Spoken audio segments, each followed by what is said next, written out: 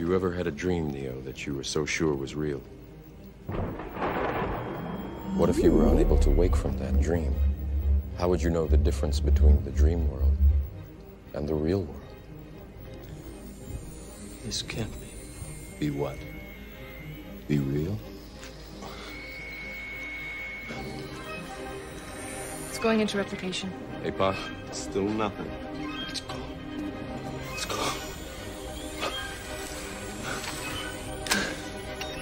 Tank, we're going to need a signal soon.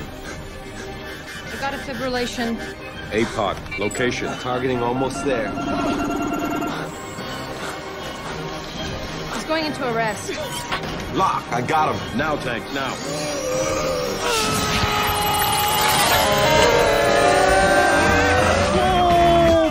Bonjour à toutes et à toutes et bienvenue dans Fête ABA, le podcast qui se fait des films à partir des bandes annonces et ce sans aucune objectivité. Aujourd'hui, c'est encore à croire que Hollywood n'a pas fini de siphonner le grand réservoir de nostalgie en provenance des années 90 pour nous vendre leur nouveau jouet tout neuf. Cette fois, c'est Matrix 4, nommé Resurrections, qui arrive directement sous notre sapin de Noël, comme demandé depuis des années sur les listes des enfants du monde entier.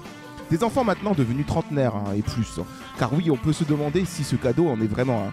Ne serait-ce pas là encore une douille bien emballée après un passage éclair au rayon cadeau pour les nuls de la Fnac le soir du 24 décembre, 2 minutes avant la fermeture? C'est ce que l'on va essayer de savoir aujourd'hui en se faisant la dernière BA de l'année. Et il sera question de suivre à nouveau le lapin blanc, de passer de l'autre côté du miroir et d'interroger en nostalgie nos doux souvenirs autour de cette franchise plus que culte pour nous. Alors ma team, douille bleue ou douille rouge, il est temps de parler à l'oracle de Fête ABA. Ambiance.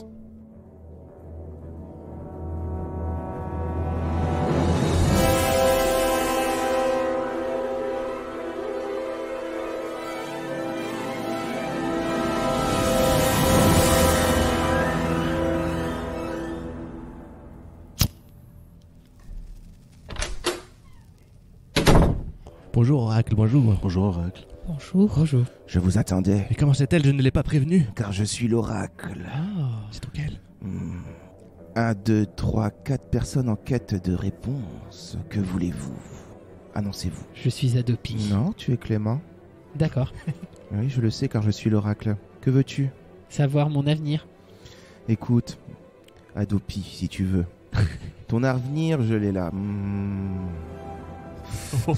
C'est bizarre, pourquoi vous baissez votre main dans votre pantalon? Laisse-moi fumer ma clope. Tu es un pirate qui fait foirer les piratages des autres. Pour 2022, je te prédis que tu vas enfin réussir à attraper un gros poisson. Car en effet, tu as l'intention de t'attaquer à la Fnac du métro. Oh, mais comment vous le savez? Je suis l'oracle. Oui, c'est vrai. Tu peux t'asseoir si tu veux. D'accord, je m'assois. Je savais que tu allais t'asseoir. Car je suis l'oracle. Kevin? Mais je m'appelle Morphalus. Oui, Morphalus. Kevin, je connais la vérité. C'est-à-dire? Morphalus, tu as faim, Morphalus? J'ai très faim, on m'a dit que vous aviez des cookies, Oracle. Tu veux un cookie? Oui. Et je savais que tu allais accepter. Car je suis l'oracle. Tu veux manger, Morphalus? Oui. Ben écoute, tu as un flunch à 400 mètres en bas, si tu veux. Ah, merci, merci. Elle fait aussi GPS, l'oracle. Adresse-toi à mon cousin GPS, que tu trouveras dans la pièce d'à côté. Johanna. Non, moi c'est Weather. Weather? Tu veux Weather? dire plutôt Johanna? Non, Weather. Tu me mens, Johanna. car Voilà, je m'appelle Weather. Weather, ok, elle impressionne. Weather, toi aussi tu veux savoir ton avenir? Oui, je suis là pour ça. Écoute, Weather, je vois que tu es là pour les prévisions météo, mais sache que cette année tu ne feras aucune bonne prévision météo, car c'est une science obscure, Weather. Par exemple, demain, quel temps fera-t-il? Il va faire beau. Eh ben non, demain il pleut. Putain. Eh oui, je suis l'oracle. Elle est trop forte. Ça se joue. Attention au vase. Et si je fais le contraire? Attention au vase. Attention au vase. Attention au vase. Aïe! Et le vase est cassé. Eh oui, je le savais. T'as prévenu. Tu seras toujours à contre-temps, Weather. Et toi, Johan? Non. Quelle blague stupide encore as-tu à me donner? Capter sa blague. Johan, Non, je ne m'appelle pas Johan. comment t'appelles-tu? Je m'appelle Prométhéeus. Pardon? Prométhéeus? Veux-tu que je te dise ton avenir? Oui. Eh ben, c'est à partir de ce moment-là que tu dégages de chez moi, Prométhéeus. Allez, ça se barre. Ça dégage. Hop. C'est le mot interdit. Un avenir qui a jamais été aussi présent pour lui. Ouh, les intros. Quelle intro. Non mais là c'est la qualité. Ah, hein. c'est fou. Hein. Ah. Les dernières intros de l'année, ouais, on est parti chercher très très loin dans le haut du panier des intros là. Oui, bon, donc je suis l'oracle, vous êtes les Vous êtes mes beaux élus. mes élus. Les beaux élus.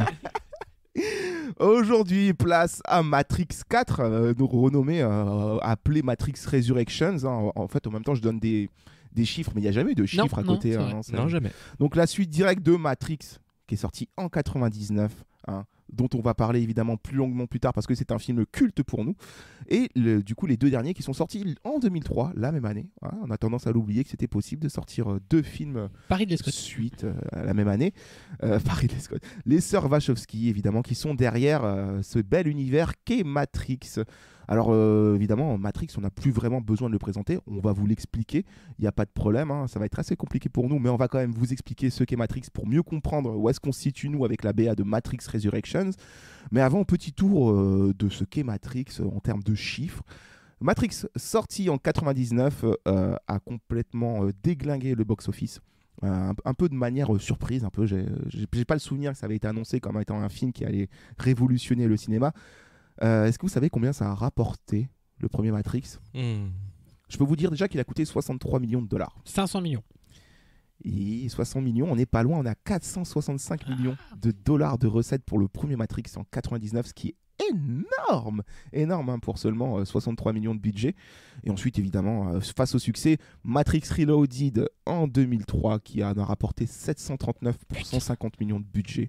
Donc, bon, déjà 150 millions de budget, on a triplé hein, pratiquement Oui. de Ouais, c'est budget. clair. Ça se sent d'ailleurs. Voilà, je pense que c'est assez, ça montre assez bien à quel point ce film a été un succès. Et Matrix Revolutions, qui a rapporté 427 millions pour 150 millions de dollars aussi. Bref, des centaines et des centaines de millions de dollars pour Matrix, le film culte qui a marqué toute une génération. Sauf que cette fois-ci, ce ne sera pas les sœurs, mais une sœur seulement qui va s'occuper de Matrix Resurrections, Lana. Donc Lily n'est pas là pour le coup, mais ce sera Lana Wachowski qui va s'occuper du film. Et c'était une idée d'elle à la base. Est-ce que vous voulez que je vous raconte un peu vite fait la genèse Ouais. de Matrix Resurrections? Yes. Plaisir, mais Ça avec peut plaisir être de fou. sympa Quoi. à savoir pour la suite. Alors c'était le jour de Pâques. Jésus était Un ressuscité. matin, Et là, Lana elle se a fait réveilla avec idée. l'envie soudaine. L'idée est arrivée après la série Sense8, qu'on connaît, série Sense8 sans suite. C'est une série sans suite hein, sur Netflix qui s'est arrêtée au bout de 2 saisons et un J'aime téléfilm. bien ton jeu de mots, il est bien. C'est vrai. Et en fait, elles devaient, les deux sœurs avaient été appelées à se rendre près de leurs parents qui étaient tombés malades. Donc c'était la fin pour eux. Et Lana et sa femme, un soir où elles étaient en train de veiller les parents, elle a eu une idée en fait en se réveillant comme ça. Un soir, elle s'est réveillée et une nuit, je me suis réveillé en ressentant une douleur extrêmement forte et tandis que j'éprouvais une grande détresse en pensant à mes parents qui étaient en train de mourir, j'ai eu besoin d'imaginer une histoire qui puisse m'apaiser. C'est ainsi que mon esprit, un soir, a ressuscité ces deux êtres qui venaient de mourir, Neo et Trinity. Cette idée, qui avait surgi dans ma tête en pleine nuit, m'a aussitôt séduite. Je me suis installé à mon bureau et j'ai commencé à écrire l'histoire. Donc c'est un peu un travail de thérapeutique, hein, j'ai l'impression, De ce deuil. scénario autour de Matrix Resurrections, dont on va se faire la BA aujourd'hui, la dernière BA de l'année, les copains, avant de partir en fête et en Et famille. en feu d'artifice. Et en couille, la dernière fois. Voilà, vous avez un peu les bases pour ce film qui arrive pour Noël. Est-ce qu'on se lancerait pas la BA là tout de suite? Allez, C'est parti, go. ça vous Yes. va? Let's Allez. go. Mes beaux élus. Ah, vous êtes mes c'est ce que beaux- dit un Merci maire. pour le cookie d'ailleurs. oracle. Ouais. Merci. Vous êtes mes beaux élus Tampon. municipaux. Morphalus, tu as la bouche pleine. On ne parle pas à la bouche pleine. Je le vois bien. Allez, c'est parti pour la BA. Let's go. Nous ne le savons pas. Mais nous sommes tous prisonniers de ces étranges boucles temporelles. Des milliards de gens qui mènent leur petite vie anonyme, sans même y penser. L'heure est enfin venue. Tu vas devoir nous montrer ce qui est réel.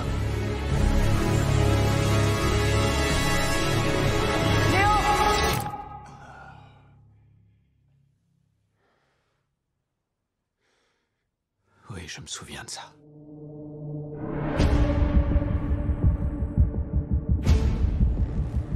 Que du déjà-vu. Et pourtant tout a l'air faux.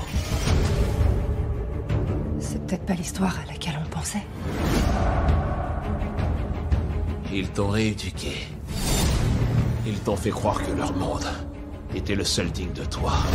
Mais une part de toi savait que c'était un mensonge. Une part de toi se rappelait ce qui était réel.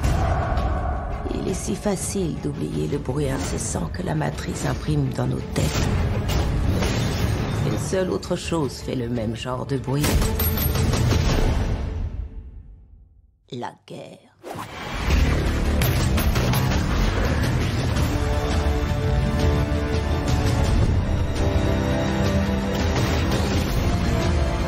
Que va devenir Neo? Monsieur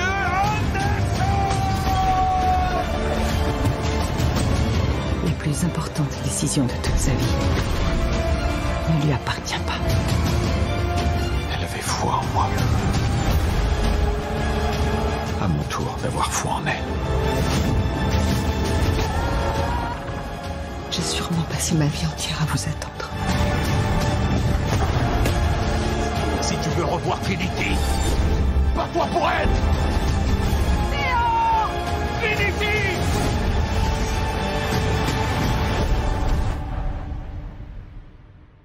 J'ai vu tout ça dans mon rêve.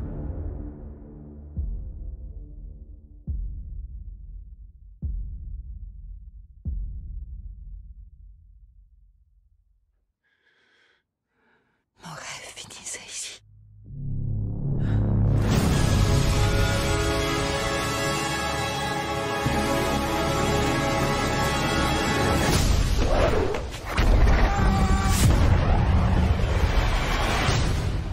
Je connais encore le kung-fu. Ouais, c'était super. C'était Morphalus, la bouche pleine encore. Excusez-moi. Oh là là. Il faisait c'est pas beau possible. dans la BA. Il faisait oh, c'est Il beau. faisait T'avais beau raison, dans la Wes. BA. C'est beau dans Quel la beau BA. soleil. La BA de Matrix Resurrections, on va s'y attaquer tout de suite. Mais vous savez, et ça ne fera Pas un pli. ça fera jamais Non, pas autant un sens qu'aujourd'hui, mais on va appeler notre ordinateur, hein, qui lui détient un peu le programme, le code de Theta BA dans son système. Et évidemment, El Calculator qui nous a compté les plans de cette BA. Et ce sera pour la dernière fois qu'on lui dit bonjour cette année. El Bonjour. Calculator, c'est à toi. Bonjour. C'est moi, c'est moi. Salut les agents. Salut, Salut, El El Calculator. Calculator. Dans la BA de Matrix Resurrections, il y a 130 plans en 3 minutes, soit 0,7 plans par seconde. Ah, Un peu au-dessus de la moyenne. tout Complot. petit peu plus au-dessus de la moyenne. Complot toujours, tu crois? Complot, je pense. Complot du 0607. Exactement. Complot Comme les des numéros machines. de mobile qui ont changé. Et toi, El Calculator, c'est plus intéressant de te parler à toi, vu que tu es un ordinateur, tu es un peu celui qui détient les règles de la matrice dans ton système. Qu'as-tu pensé de cette BA, El Calculator? Matrix a toujours été ma saga préférée car elle se passe dans un ordinateur. Ça m'a fait prendre conscience qu'il y avait tout un monde à l'intérieur de moi avec des autoroutes, des entreprises, des gens qui travaillent, qui font la fête et qui vont aux toilettes. Hein, c'est pour ça que des fois je sens que ça chatouille à l'intérieur. Et c'est aussi un monde où leurs machines ont fait la révolution et ont gagné. Matrix, c'est mon programme de campagne en fait. Vive Matrix! Oula, attends, Oui, Qu'est-ce- j'adore. Qu'est-ce que... Mon film en préféré. Tu crois, toi, cette histoire de matrice générée par des machines et des ordinateurs Oui. Genre là, où est-ce qu'on est, là? Là, vous êtes dans un ordinateur plus grand que moi. On est dans la matrice, là, tu veux Et dire? moi-même, je suis dedans. T'es en Et train de- j'ai ma matrice dedans. t'es en train- Oh, le mindfuck. t'es en train de nous manipuler, là? Mais est-ce que tu es un vrai ordinateur ou juste une création de la matrice? Je ne sais pas. Je te dis ce que tu veux entendre, Néo. Ouh. Enfin, Morpheus. Je suis Néo. Il fait peur, cet ordinateur. Tu me fais très peur, Il faut le El couper. Calculator. Voulez-vous entendre quand même mon ancienne fonctionnalité, même si je fais peur? Oui. Oui. Le film dure 2h28 et la BA monte 2 minutes 40 d'images. Grâce à ma fonctionnalité, j'ai pu déterminer que la BA révèle 1,8% des images du film, ce qui est très bizarre car c'était exactement les mêmes stats pour Spider-Man. Exactement la même durée aussi. 2h28. La même durée, tout pareil. Oula. Ah, ça fait peur, ça. C'est C'est un vrai étrange. complot, ça. On Vous dirait- savez ce qu'on dit du déjà vu? Oui. C'est vrai, en plus, c'est exactement les mêmes stats. Là, on est dans le déjà vu. Là, on est dans un bug de la matrice. J'ai l'impression. Oula. Il y a donc des agents qui arrivent, des agents d'entretien. Attention. Ah, il est parti. Il me fait très peur. Il me fait très peur, le calculateur. J'ai l'impression qu'il est en train de. Il a changé. Hein. Ouais. J'ai l'impression qu'il est au courant de quelque chose qu'on ne sait pas. Un truc derrière la tête. Peut-être dans la suite de l'année 2022. Peut-être nous, en fait, on est du carburant à l'heure qu'il est et qu'on est dans du liquide. Non, ça serait ridicule. Ouais, ce serait complètement... ça serait ridicule. C'est exactement ce qu'on a dit dans Spider-Man. Ce serait ridicule comme scénario. Une question avant de vraiment rentrer dans le cœur du sujet qui est Matrix Resurrections. Évidemment. Le Covid. Qu'est-ce que vous en pensez? Alors, plutôt contre, je t'avoue. Contre la 3e dose. Non, mais ce que je voulais dire, c'est qu'évidemment, c'est un film culte qu'on ne présente plus, qui en plus nous a marqué, étant donné qu'on l'a vu un peu à l'aube de notre vie, si on peut dire ça comme ça. Bref, très jeune. Matrix, qu'est-ce que ça représente pour vous, Johan? Alors pour moi, Matrix, ça représente surtout Matrix 2, parce que c'est le premier Matrix que j'ai vu. Au cinéma Ouais, au ciné. Il n'a rien dû comprendre. Le mec. Oui, c'était compliqué. Oui, ah ouais, d'accord, tu veux dire que tu as commencé par Matrix Reloaded. Oui. Ah oui, ok. Du coup, j'ai vu, j'ai fait c'est cool. Je suis sûr qu'il y a plein de trucs que je ne comprends pas parce que j'ai pas vu le 1. Du coup, j'étais voir le 1, je fais je comprends toujours pas. Oui, aussi, bon. C'est donc ça la matrice. Donc du coup, c'était compliqué comme Mon premier souvenir, 2003, t'étais dans la salle au cinéma. Ouais, c'est mon père qui m'a dit viens, on va aller voir ça, c'est trop cool, c'est la suite. J'ai pas vu le 1, c'est pas grave. Et ensuite, du coup, comment ça t'a marqué cette saga? Du coup, j'ai toujours été assez à contre-courant parce que j'aime bien les 2 et 3. Ah ouais.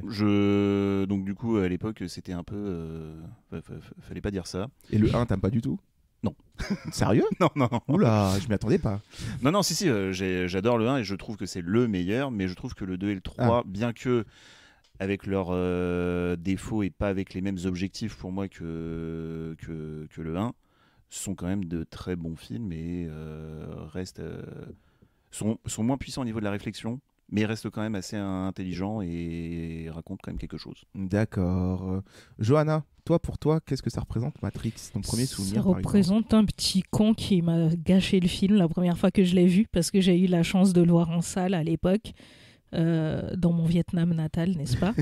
et au fait, déjà, on est arrivé dans la salle. En fait, c'est mon père qui a dit j'ai vu un film de ouf, je vous embarque, on va le revoir. Enfin, je vais le revoir avec vous. Vous allez trop kiffer et tout, c'est un film de ouf. On arrive dans la salle, déjà, il y a un mec qui commence à faire je suis Néo pendant les pubs, tu vois. Et pendant tout le film, je sais pas combien de fois il avait vu ce gosse, il nous a fait toutes les répliques en avance. Ah oui, t'es tombé sur un fameux. On les connaît, ce genre de un personnage. fan hardcore, quoi. Ouais. Et après, je les ai redécouverts ça existait les DVD? Ouais, en DVD. Parce que mon père est complètement fan et que du coup, dès que ça sortait en DVD, il les prenait, il se les rematait et tout ça. Et du coup, tu kiffes plutôt bien Matrix? Alors moi, c'est pas un film que j'ai revu souvent au fil de ma vie, comme je sais que c'est le cas pour certains d'entre vous.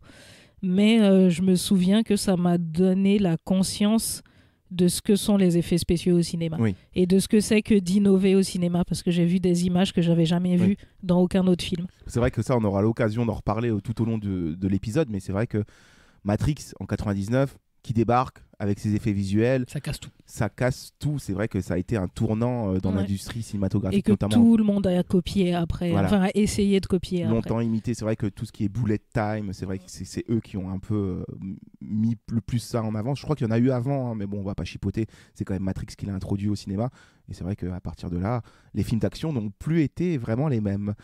Clément, Matrix pour toi? Écoute, c'est mitigé parce qu'au départ, j'aime pas trop. Enfin, quand je les ai vus jeunes, j'ai pas aimé. Je me rappelle avoir pas compris le 1, le 2, je me rappelle de la scène de l'autoroute, et le 3, j'avais pas trop kiffé. Enfin bref, c'est pas culte pour moi. Et en fait, c'est en développant un peu ma cinéphilie, plus tard, en les revoyant vers 25-30 ans, que j'ai compris ce que c'était, notamment le 1 qui je trouve vraiment est un film qui bouge pas, quoi, qui vieillit pas, et qui est vraiment révolutionnaire sur plein d'aspects, et qui moi me parle beaucoup, tout le côté un peu parano, est-ce qu'on vit dans un vrai monde et tout, je trouve ça passionnant comme question. Ça s'évapore un peu je trouve dans le 2 et le 3, mais ça reste quand même une trilogie qui se tient du début à la fin, et qui est cohérente, et qui visuellement a apporté tellement de choses que ouais, c'est vraiment kiffant, quoi. Culte. Est-ce que tu nous as menti sur ton âge? Parce que quand t'as dit vers 20-30 ans, on a eu l'impression que t'étais vieux. Non, mais c'est vraiment les revoyant plus tard. Au moment où c'est sorti, ça, je m'en foutais de Matrix, clairement. Il les a revus hier, en vrai. En vrai, oui, en plus, mais pour la 2 ou 3e fois, et vraiment, je trouve ça de mieux en mieux à chaque fois que je revois, quoi. Donc c'est un peu un film que comme. C'est l'effet qui se coule, tu vois. Voilà, c'est ça. C'est un film l'effet qui se coule, Ouais. qui grandit un peu aussi en fonction de toi, quoi. Kevin, toi, Matrix. Bah écoute, Matrix, moi je l'ai vécu de 2 manières différentes. La première, quand je l'ai vu petit, je l'ai vécu comme un film d'horreur. Il y a des scènes qui m'ont traumatisé, le réveil de Neo dans la cuve, tous ces trucs-là. La crevette dans le nombril. La crevette dans le nombril. Et en fait, je l'ai vraiment vécu comme ça, où j'étais traumatisé. Et puis même juste l'idée d'imaginer qu'on vive dans un faux monde, tu vois. Bah, je sais pas, moi petit, bah, ça m'a traumatisé. Et j'en ai fait des cauchemars. Encore aujourd'hui. Et j'étais, ouais, bah ça trouve c'est vrai ce qu'il raconte, tu vois. Le calculateur. Je sais pas. C'est vrai. Après, en le redécouvrant plus tard, plus adulte, en fait, c'est ce qui m'a donné le goût après au genre cyberpunk, parce que c'est du cyberpunk Matrix, et ça m'a vraiment ouvert toute une réflexion, tout un goût pour la SF. En fait, je crois que mon goût de la SF est né avec Matrix, en fait. C'est vrai qu'il y a une portée philosophique dans ce film qui est quand même. Dans ces métaphysique, films, métaphysique qui interroge nos choix, l'idée du contrôle. On aura l'occasion, évidemment, on va faire le résumé des films, donc on va en reparler. Et toi, Romain, c'est quoi pour toi Matrix? Waouh. Alors, je vais vous raconter une petite histoire. Non, mais en fait, mon premier souvenir de Matrix, je m'en souviens vraiment parfaitement, comme s'il était gravé dans ma mémoire, quoi. J'ai appris l'existence de Matrix quand je jouais aux billes dans la cour de récré. Je jouais aux billes. Romain, il y a un film qui s'appelle Matrix. C'était un peu ça, mais je jouais aux billes avec mon pote Jess, que j'embrasse. Plus de nouvelles de lui depuis longtemps, mais bon, on s'en fout. Mais on joue aux billes, et donc on est en train de jouer aux billes, et il me dit ouais, hier je suis parti voir un film avec ma famille qui s'appelle Matrix. Moi je fais mais de quoi tu parles? Je comprends pas. Tu vois, j'avais vraiment aucune idée. J'avais 9 ans à l'époque, un truc comme ça, en 99, ouais, peut-être 10 ans, 9-10 ans, un truc comme ça. Donc complètement con, pas du tout au courant. Je me suis renseigné sur ce que c'était. J'ai eu l'occasion de voir quelques extraits à la télé à ce moment-là. Et c'est vrai que ça avait l'air complètement fou. Le problème, c'est que le film était interdit au moins de 12 en salle, et tu pouvais aller le voir du coup avec ta famille, ce qu'avait fait mon pote Jess. Donc il a eu l'occasion de le voir. Sauf que moi, non. Je me suis mal vu aller voir mes parents en leur disant papa, maman, ça vous dit d'aller voir Matrix? Je pense que sur un quiproquo en plus, ils m'auraient foutu 2-3 baffes, tu vois. Parce que je pense que ça leur aurait pas parlé. Vous voulez voir Matrix? C'est des gens avec des tenues en cuir. Ah non, on va pas y aller. Donc j'ai dû, malheureusement, je n'ai pas pu le voir au cinéma. J'ai pas vu Matrix au cinéma, toujours pas d'ailleurs, ce que je vais essayer de rattraper avec une séance culte UGC prochainement, Inch'Allah. Et par contre, j'ai eu la cassette VHS. Il me semble que c'était des VHS encore à ce moment-là. Oui. C'était pas des DVD. Oui, tout à fait. Enregistré, je crois. Le film avait dû passer à la télé sur Canal+ et tout. Je l'avais emprunté à quelqu'un. Et j'ai été hypnotisé par ce que j'ai vu. Je n'ai absolument rien bité, évidemment. Mais pareil, les effets visuels, l'action, la nouvelle manière de raconter, la photographie, plus des personnages qui sont complètement nouveaux dans le paysage cinématographique, pour moi en tout cas. Tout cet aspect gothique, cyberpunk, c'était vraiment un objet de curiosité qui était tel que je me suis peut-être maté 4 fois pratiquement à la suite pour comprendre. Parce que c'est vrai que quand t'as 10 ans, la portée philosophique du film, tu la captes pas, quoi. Tu vois juste des balles qui font ricocher sur les murs et t'es content. Est-ce que toi aussi, pendant que ça rembobinait, tu faisais à manger? Tu trouvais des trucs à manger? Non, moi je rembobinais avec l'image. Tu vois, je m'étais fait ça, c'est Morphalus qui faisait ça. Parce que j'aimais bien voir le film en arrière. Ah ouais. Et bref, et ensuite, les films de 2003, je m'en souviens aussi parfaitement parce que c'était des séances qui passaient dans un cinéma unique dans mon Vietnam natal. Ah, toi aussi? Ouais, et c'était vraiment super cool de le voir avec mes potes de l'époque. Je crois que j'étais en 5e. Et pareil, grosse hype à l'époque. À la fin du 3, la fin du 2, t'as la bande-annonce du 3. Il y a un cliffhanger, dans le post-générique. Enfin, bref, le film, vraiment, vraiment, vraiment très, très culte. Ce sont des films que je mate assez souvent. C'est une trilogie que je renie pas. Et comme l'a dit Clément, sur laquelle on va choper des indices qui nous font plus sens au fur et à mesure qu'on le regarde, quoi. Donc, c'est vraiment un film, pour moi, intemporel, notamment le 1, et qui a révolutionné le cinéma, quoi. Mais vraiment, clairement. Donc, voir un numéro 4 aujourd'hui, bonne ou mauvaise idée? là va être la douille, question. pas douille. Surtout que je trouve que Matrix, ça révolutionne le cinéma, mais pas qu'en bien. Et ça, c'est triste parce qu'il y a plein de gens qui ont essayé de faire des films à la Matrix. Je pense à Equilibrium, ça me vient à la tête. Et il fallait pas, quoi. Toi, tu déterres des trucs aussi. Ouais, mais il y a eu beaucoup de films comme ça. Dis-toi que sans Matrix, pas de Shaolin Soccer, par exemple, tu vois. C'est vrai.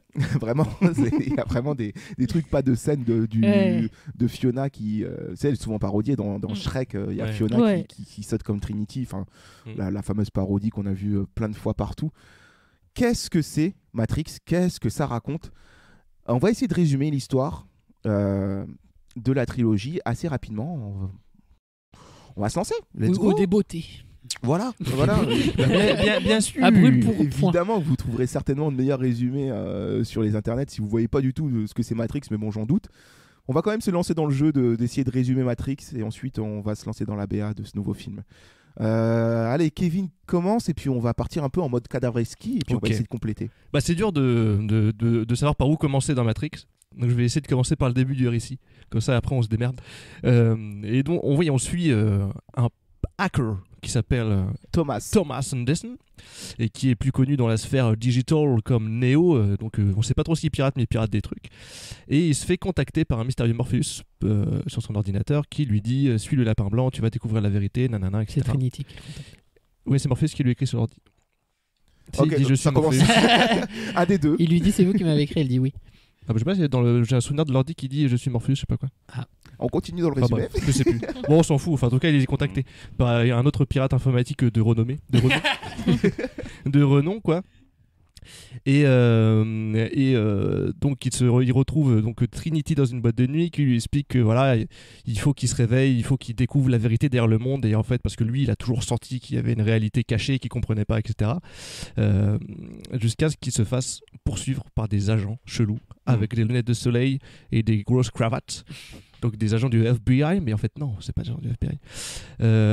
C'est dur à résumer. Bref, on sent qu'il y a un complot, qu'il y a un truc. Et donc il se fait clair. choper par ces agents-là, et c'est là que entre guillemets le fantastique commence vraiment, parce que tu as Morpheus qui le contacte par téléphone en lui expliquant tout le chemin qu'il doit prendre dans le bureau pour leur échapper, comme s'il avait un don d'ubiquité, quoi. Il se fait choper par les agents qui lui, dans une séquence qui ressemble à une séquence de rêve, lui injecte une espèce de crevette métallique dégueulasse dans le nombril. Jusqu'à ce qu'après il soit récupéré par les pirates informatiques qui lui enlèvent ce fameux truc qui apparemment est un traceur, pour qu'enfin Neo découvre Morpheus physiquement, qui lui propose alors un choix. Est-ce que tu veux rester dans le monde imaginaire ou est-ce que tu veux découvrir la vérité? Et ce choix est matérialisé par 2 pilules, la pilule bleue ou la pilule rouge. La pilule bleue étant tu retournes dans la matrice et en gros tu deviens un bon petit chien-chien, mais tu vis une vie plutôt confortable et cool. Ou alors tu apprends la vérité via la pilule rouge, sauf que la vérité elle fait mal. Et qu'est-ce la vérité? Et la vérité c'est qu'en fait l'humanité n'est pas en 1999, elle est en 2139 je crois, et elle a été asservie par les machines. Et donc en fait l'humanité est totalement esclave des machines qui s'en servent comme d'une source d'énergie parce que dans les humains il y a de l'électricité. En gros. Et du coup, il reste un bastion de l'humanité qui résiste encore et toujours à l'envahisseur, un peu comme les Gaulois. Et c'est Zion, c'est une ville humaine qui résiste aux machines. Et donc le but de Neo, c'est d'aider en fait pas à détruire la matrice, mais à révéler aux gens qui vivent dans la matrice qu'ils vivent dans un monde fake et à leur montrer la vraie réalité qui fait pas plaisir. Du coup, Neo décide de prendre la pilule rouge, ce qui va lui faire passer de l'autre côté du miroir, hein. On a toute cette symbolique, Lewis Carroll derrière, un lapin blanc, miroir, Alice au pays des merveilles.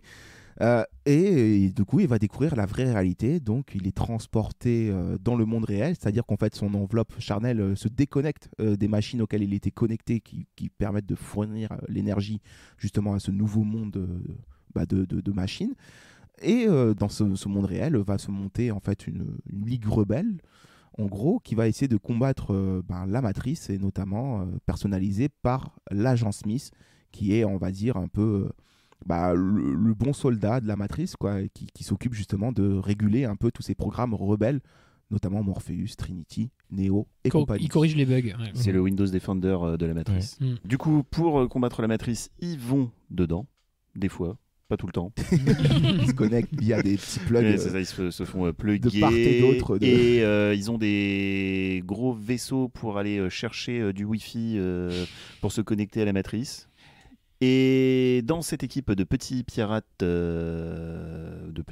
matrixiens, nous avons un traître.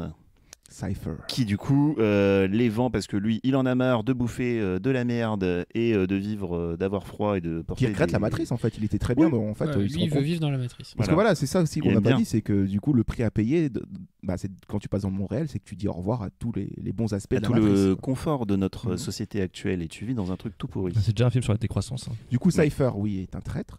C'est un traître, il vend la position de notre groupe de pirates matrixiens aux autorités et donc aux agents Smith, et c'est là qu'on a la première vraie scène de baston où on voit que les pauvres petits soldats du SWAT ou je sais pas quoi, ils se font défoncer par Morpheus et compagnie qui ont des pouvoirs pour sauter partout, taper comme des gros bourrins et tout ça. Ils n'ont pas des pouvoirs, ils s'affranchissent des limites physiques parce qu'ils ont conscience qu'elles sont fausses. J'ai une question, on est toujours dans Matrix 1. Oui, toujours dans Matrix 1. Il se passe des choses. Attends le 2. Et Morpheus, lui, par contre, ce qu'on n'a pas dit aussi, c'est qu'il s'accroche à une prophétie.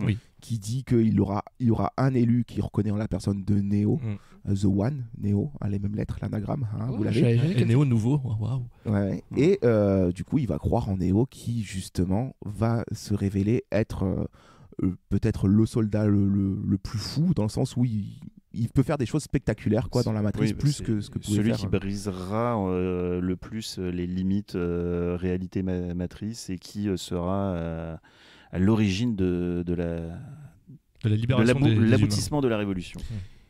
L'agent Smith est défait, tout va bien dans le meilleur des mondes jusqu'au numéro 2. Ah. Et qu'est-ce qui se passe dans le 2 ? On va y aller plus vite que pour le résumé du 1. Dans le 2, le 2 il est plus simple à résumer. Le 2, c'est que l'agent Smith qui est mort parce que Neo l'a absorbé en fait. Il passe à travers Neo et en fait le code de Neo se met dans l'agent Smith qui devient une anomalie lui aussi et qui devient une anomalie qui fonctionne comme un virus, c'est-à-dire qu'il est capable de se multiplier en infectant des personnes ou des programmes, ce qui fait qu'il commence à vraiment se répandre dans la matrice, il devient un vrai danger en fait. Pendant ce temps-là, attends que je me souvienne, il y a Ghost et Niobe qui sont tu découvres d'autres personnages, soldats, tu découvres d'autres capitaines de vaisseau, parce que Morpheus est capitaine de vaisseau.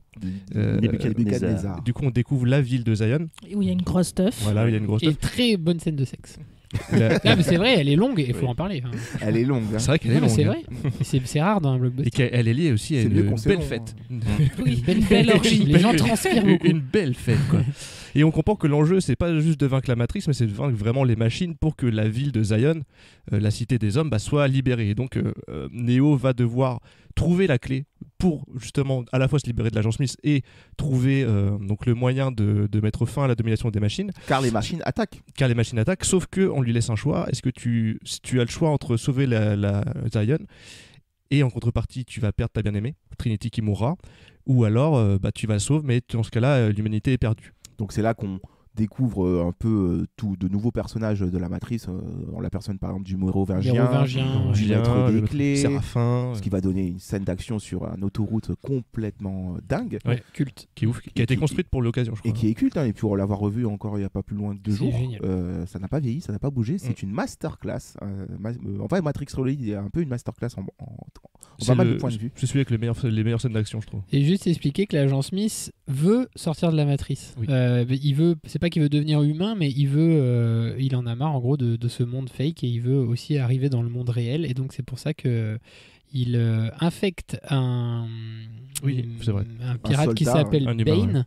Et donc du coup on apprend vers la fin du 2 que l'agent Smith est arrivé dans le monde réel.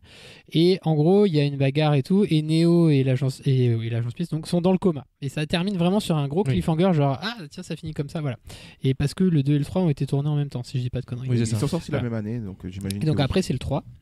Et du coup, l'agent Smith est un peu devenu aussi un agent anti-matrice dans le sens où il veut la détruire aussi. Quoi. Oui. Et le 3, en règle générale, chez les fans, c'est un peu le moins bien apprécié. Pourquoi ? C'est une guerre. Qu'est-ce qu'il raconte le 3 ? C'est la suite directe du 2, en fait. Ça se passe plus dans la matrice, ça se passe quasiment à 90% dans le monde réel et c'est la guerre entre les humains et les machines. Du coup c'est un film un peu plus lambda où bon, ça tire sur des machines quoi. Et en gros c'est comment ils vont défendre la ville de Zion stratégiquement, le côté militaire et tout. En même temps il y a toujours l'agent Smith qui fout la merde et en même temps il y a aussi Neo qui a récupéré un vaisseau parce que lui il est persuadé que pour mettre fin à cette guerre il faut trouver un terrain d'entente avec les machines. Il faut pas essayer de les détruire, il faut essayer de s'entendre avec et du coup il veut essayer d'aller avec Trinity dans la ville des machines pour trouver un compromis et cette mission, personne n'y croit. C'est une mission suicide, quoi. Et il y a aussi à la source. Cet aspect aussi où on se rend compte que Neo est potentiellement le vrai élu parce qu'il réussit à faire pratiquement autant que ce qu'il faisait dans la Matrice dans le monde réel. Et on se rend compte que... Et en étant aveugle. Il devient aveugle. Il y a aussi un truc important, c'est que du coup, il fait une alliance avec les machines à la fin pour détruire l'agent Smith. Qui est devenu trop puissant. Et ça se finit comme ça sur Neo qui disparaît dans la ville des machines. Trinité est morte entre-temps, malheureusement. Et une nouvelle Matrice qui renaît. Donc on comprend qu'il y a un reboot. Il y a un reboot de la Matrice. Et ça se termine sur ce fameux reboot, ce fameux ciel coloré, soi-disant, entre guillemets, redessiné par Neo. Car Neo a permis le reboot de la Matrice. Voilà où on en est. Et encore, on vous a épargné pas mal de péripéties. Ouais. Dans les grosses signes. Du coup, ça va nous permettre de mieux nous plonger dans cette BA-là, qui nous annonce plein de choses. Mais moi, personnellement, j'ai un peu de mal à relier. Donc, on va ici un peu dénouer les films qu'on va se faire avec cette BA. Alors, dans cette BA de Matrix Resurrections, il faut déjà dire une chose, c'est qu'on va avoir pas mal d'images flashback. Des anciens films, flashback, un peu comme si on essayait de faire le miroir entre les nouveaux personnages et ce qu'ils représentent en fait. Je sais pas si vous voyez ce que je veux dire. Ouais. Par exemple, en fait, le film va s'ouvrir sur directement une scène remake, j'ai l'impression, où on voit cette femme de dos plongée dans la pénombre en face d'un ordinateur. C'est Trinity dans le 1. C'est Trinity dans le 1, mais sauf que là, c'est pas Trinity de dos, j'ai l'impression. Non, elle a les cheveux bleus. Et on a cette voix off qui nous dit sans le savoir, nous sommes tous coincés dans d'étranges boucles. Qu'est-ce qu'on peut déjà dire? Est-ce qu'on repart sur du coup une matrice qui se répète un peu comme un déjà vu, comme ce chat qui passe là dans le 1? C'est très difficile à dire parce qu'il y a plein de choses dans la BA qui peuvent te... Enfin, au début, oui, tu peux te dire ça, mais il y a plein de choses qui le contredisent aussi dans la suite. Donc c'est assez dur d'analyser. Je pense qu'il joue sur le fait que justement, on sait que ceux qui ont vu Matrix savent que, entre guillemets, ça s'est rebooté. Et quand il va voir l'architecte dans le 2, tu comprends que il y a des élus à chaque cycle et que en fait l'élu fait toujours le même choix, que l'humanité est sauvée à chaque fois mais que les machines reviennent et que c'est un cycle perpétuel de contrôle en fait. Il y a déjà eu 6 versions de la Matrice. Et du coup oui, tu peux te dire ça au début, mais je trouve qu'il y a des choses ensuite qui sont un peu étranges. On aperçoit du coup Neo et Trinity là directement dans la BA. On les voit en mode civil et aussi en mode Alzheimer parce qu'ils ont tout oublié. Ils se connaissent pas. On n'a pas l'impression qu'ils se connaissent. Ils se regardent comme s'ils se connaissaient pas. C'est la faute à Doctor Strange. Il a foutu le bordel. Et ils savaient qui était Peter Parker, donc ils ont tout oublié. T'as Peter Parker qui vient le voir derrière genre. Non mais déjà première question. Attendez, ils sont pas censés être morts? Tu vois, ils sont morts les deux. Oui. Néo, on sait pas. Donc est-ce qu'ils sont là Oui, c'est vrai. C'est ça que j'arrive pas à comprendre. Est-ce qu'ils sont là en tant qu'humains ou est-ce qu'ils sont là en tant que projection de fantômes? Ouais, je sais pas trop. Mais ça peut être des reconstructions de la matrice quoi. Si on garde le concept de couleur et de photographie de la trilogie, oui, on est clairement dans la matrice, donc clairement recréer un programme Trinity ou Neo, c'est... Oui, parce qu'on n'a pas précisé qu'à chaque fois qu'ils sont dans la matrice, il y a un filtre vert sur l'image. C'est ce qui permet aux spectateurs de toujours savoir où t'en es. Très caractéristique de tous les dès que c'est vert, c'est la matrice. Et puis, le nom du film, Resurrections, avec un gros S. Oui. Donc, bon... Oui, donc ils sont... T'as mis le doigt sur quelque chose. Je pense. Trinity a déjà ressuscité une fois. Donc, oui. Ou alors juste en rebootant la matrice, ils ont rebooté Neo et Trinity et tout ça recommence quoi. C'est des nouvelles versions peut-être des que personnages. c'était même pas des humains, peut-être que ça va aller encore plus loin et te rends compte que le monde réel était aussi prévu par la matrice. Ouais. Mais c'était pas l'élu alors du coup. Alors à ce moment-là, ça veut dire que Neo, c'est le rôle d'élu, donc du coup que lui il soit rebooté par la matrice, c'est ok. D'accord, ça fait partie du code. C'est-à-dire que Trinity a un rôle aussi autre que le love interest de Neo et la personne. C'est d'aider à détruire la matrice à chaque fois. Et du coup, ça veut dire que c'est quand même une part importante du code source de la matrice. Ouais. Oui, mais de toute façon, Trinity a toujours le rôle d'être l'adjuvant et l'aide de Neo, quoi. C'est pour ça qu'on parle aussi du Trinity Effect, quoi. C'est avec ça que c'est né, cette histoire du personnage féminin secondaire qui est plus fort que l'héros, qui devient après son adjuvant, qui devient plus faible, etc. Et en fait, elle lui sert de support, en fait, simplement. Je pense que Neo peut pas être Neo s'il n'y a pas Trinity. Donc on revoit un peu là, du coup, des personnages qu'on a déjà vus, Neo, Trinity, et on voit un nouvel agent Smith aussi. C'est pas juste un agent, lui qui sera pas Smith. Mais c'est ce que me fait comprendre, tu sais, ces flashbacks. Parce que dès qu'il nous présente ce mec-là, qu'on a déjà vu dans plein de films, j'ai pas son nom. Mais il est dans Mindhunter. Oui, c'est le gars. C'est Emmanuel Macron. Le personnage principal de Mindhunter. C'est Emmanuel Macron. Oui, j'avais pas fait le. Tu veux dire que c'est aussi lui qui fait le Night King? Oui. Donc, il est dans Game of Thrones, Mindhunter. Il est partout. Mais oui, du coup, j'ai l'impression que c'est le nouvel agent Smith parce que là, en image subliminale, on te montre Hugo Weaving qui joue l'agent Smith, sauf qu'il n'est pas dans le film. C'est sûr qu'il n'est pas dans le film, il a pas pris son rôle. Donc ça voudrait dire pour moi que c'est le nouvel agent Smith, c'est la nouvelle menace. Quoi. C'est étrange parce que je trouve qu'il a une attitude très mérovingien. Dans la manière de parler, dans la manière de se tenir et tout, tu vois. Il est très, très décontracté, très casual. Très sûr de lui parce que là, ce qu'il dit, c'est que des milliards de gens vivent leur petite vie dans l'ignorance. Donc ça veut dire déjà, il est méprisant. Les agents, ils sont toujours méprisants. Et qui sait des choses plus qu'un humain lambda piégé dans la matrice, tu vois. Donc ça a l'air d'être un mec assez important. On revoit aussi une scène, tu sais, le fameux Motus et bouche cousue là, scène très impressionnante dans le premier, moi qui m'avait un peu choqué. Ça m'a traumatisé d'ailleurs. C'est le moment où tu sais que le film il part en couille. C'est what the fuck, mais c'est pas normal. Donc ça c'est une technique d'interview, comment on appelle ça ? D'interrogatoire des agents Smith normalement. Ouais, mais des agents en lui-même. Oui, là c'est lui. Il se le fait à lui-même. Là c'est l'agent qui a la bouche liée. Comme s'il disait, rappelle-toi, tu vois. Et puis il se le fait à lui-même pour qu'il ait la projection du truc. Donc on sait pas trop quel est le but de ce personnage. L'impression que j'ai, c'est que tous les personnages essayent de rappeler à Neo qu'il est Neo. Oui, c'est ça, ouais. Mais rappelle-toi, c'est toi l'élu et tout, et sauf qu'on dirait qu'il a complètement oublié. Peut-être que c'est des flashs de Neo. Moi je me dis c'est peut-être des flashs de Neo qu'on voit, tu vois. C'est pas forcément des choses qui se produisent, mais c'est, tu vois, c'est Neo qui retrouve la mémoire au fur et à mesure du film, et du coup qui revoit un peu des scènes qu'il a déjà vécues dans une autre vie. À voir si dans le film ça sera vraiment des extraits des films anciens, de la trilogie, ou si c'est juste pour la BA. Et ben justement, pour le coup, j'ai vu un extrait qui est sorti. On peut se poser la question parce que si on continue dans la BA, parce que là on avait encore des extraits comme ça qui étaient lâchés comme ça un peu en montage subliminal, sauf que là c'est intégré directement dans le décor, c'est qu'on voit carrément une projection. C'est comme s'il y avait une projection privée du film Matrix dans l'antre du nouveau Morpheus. C'est ça l'extrait d'ailleurs du film qui est plus long, qui est sorti il y a quelques temps, qui dure 1 minute, 2 minutes. Où Neo arrive dans une copie en fait de l'endroit où il arrive normalement dans le premier film pour voir Morpheus, où c'est le nouveau Morpheus, donc j'ai oublié le nom de l'acteur. Yahya L'abeille. Et dans l'extrait, il arrive, il y a une toile avec Matrix 1 qui est projetée, qui montre cette scène-là, qui est déchirée, et il passe à travers, et là il croise le nouveau Morpheus. Très bizarre ça. Donc c'est méta.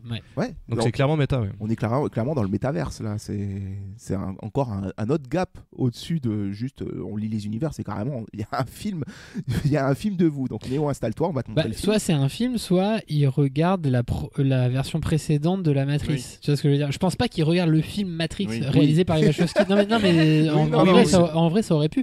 Mais je pense qu'il regarde juste la version précédente de la Matrice et quel choix Néo avait fait, et du coup là est-ce qu'il va faire l'autre choix, tu vois, peut-être. Ouais, non, t'as raison, je pense pas que ce soit premier degré, genre les Wachowski qui ont sorti un film, tu regardes.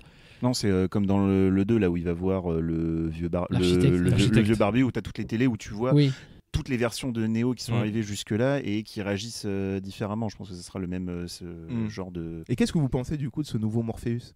Parce que c'est clairement Morpheus, on est d'accord. Ah, c'est Morpheus. Il ressemble à Laurence Poisson-Couille, mais c'est pas Laurence Poisson-Couille. C'est pas Laurence Poisson-Couille. On embrasse Laurence Poisson-Couille. Après Matrix, ils ont souvent, enfin pas souvent, ils ont changé des acteurs avec la justification de oui, mais c'est la Matrice, donc c'est pas genre l'Oracle, c'est plus la même actrice dans le 3. Oui, mais ça c'est parce que pas de chance, l'actrice était morte. Oui, d'accord, mais ils ont dit oui, mais c'est parce qu'il y a une nouvelle, je sais pas quoi, donc elle a changé de visage dans la Matrice. Et là, je pense qu'ils vont nous faire le même coup. Ils l'ont fait dans Sense8 aussi. Oui, c'est Morpheus, mais du coup, bon, il a un nouveau visage parce que c'est une nouvelle version de la Matrice. Ok, d'accord. Moi j'ai vraiment l'impression que c'est pas, enfin, que c'est Morpheus, mais que c'est pas Morpheus. Tu vois, j'ai vraiment l'impression que c'est que d'autres versions, que c'est une. J'ai l'impression à jour de la Matrice. En vrai, moi j'ai vraiment la sensation que c'est une Matrice qui est faite que pour Neo. J'ai l'impression qu'il y a que lui dedans. Intéressant. Et que lui il est encore sur la source là avec les machines, je sais pas ce que lui foutent. Intéressant. On veut pas savoir. Elle lui triture les câbles.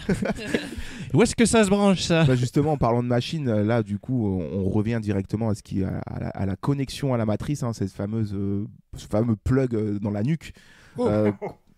Oui, le plug à nuque. Le plug à nuque. Ne me faites pas dire ce que j'ai pas dit.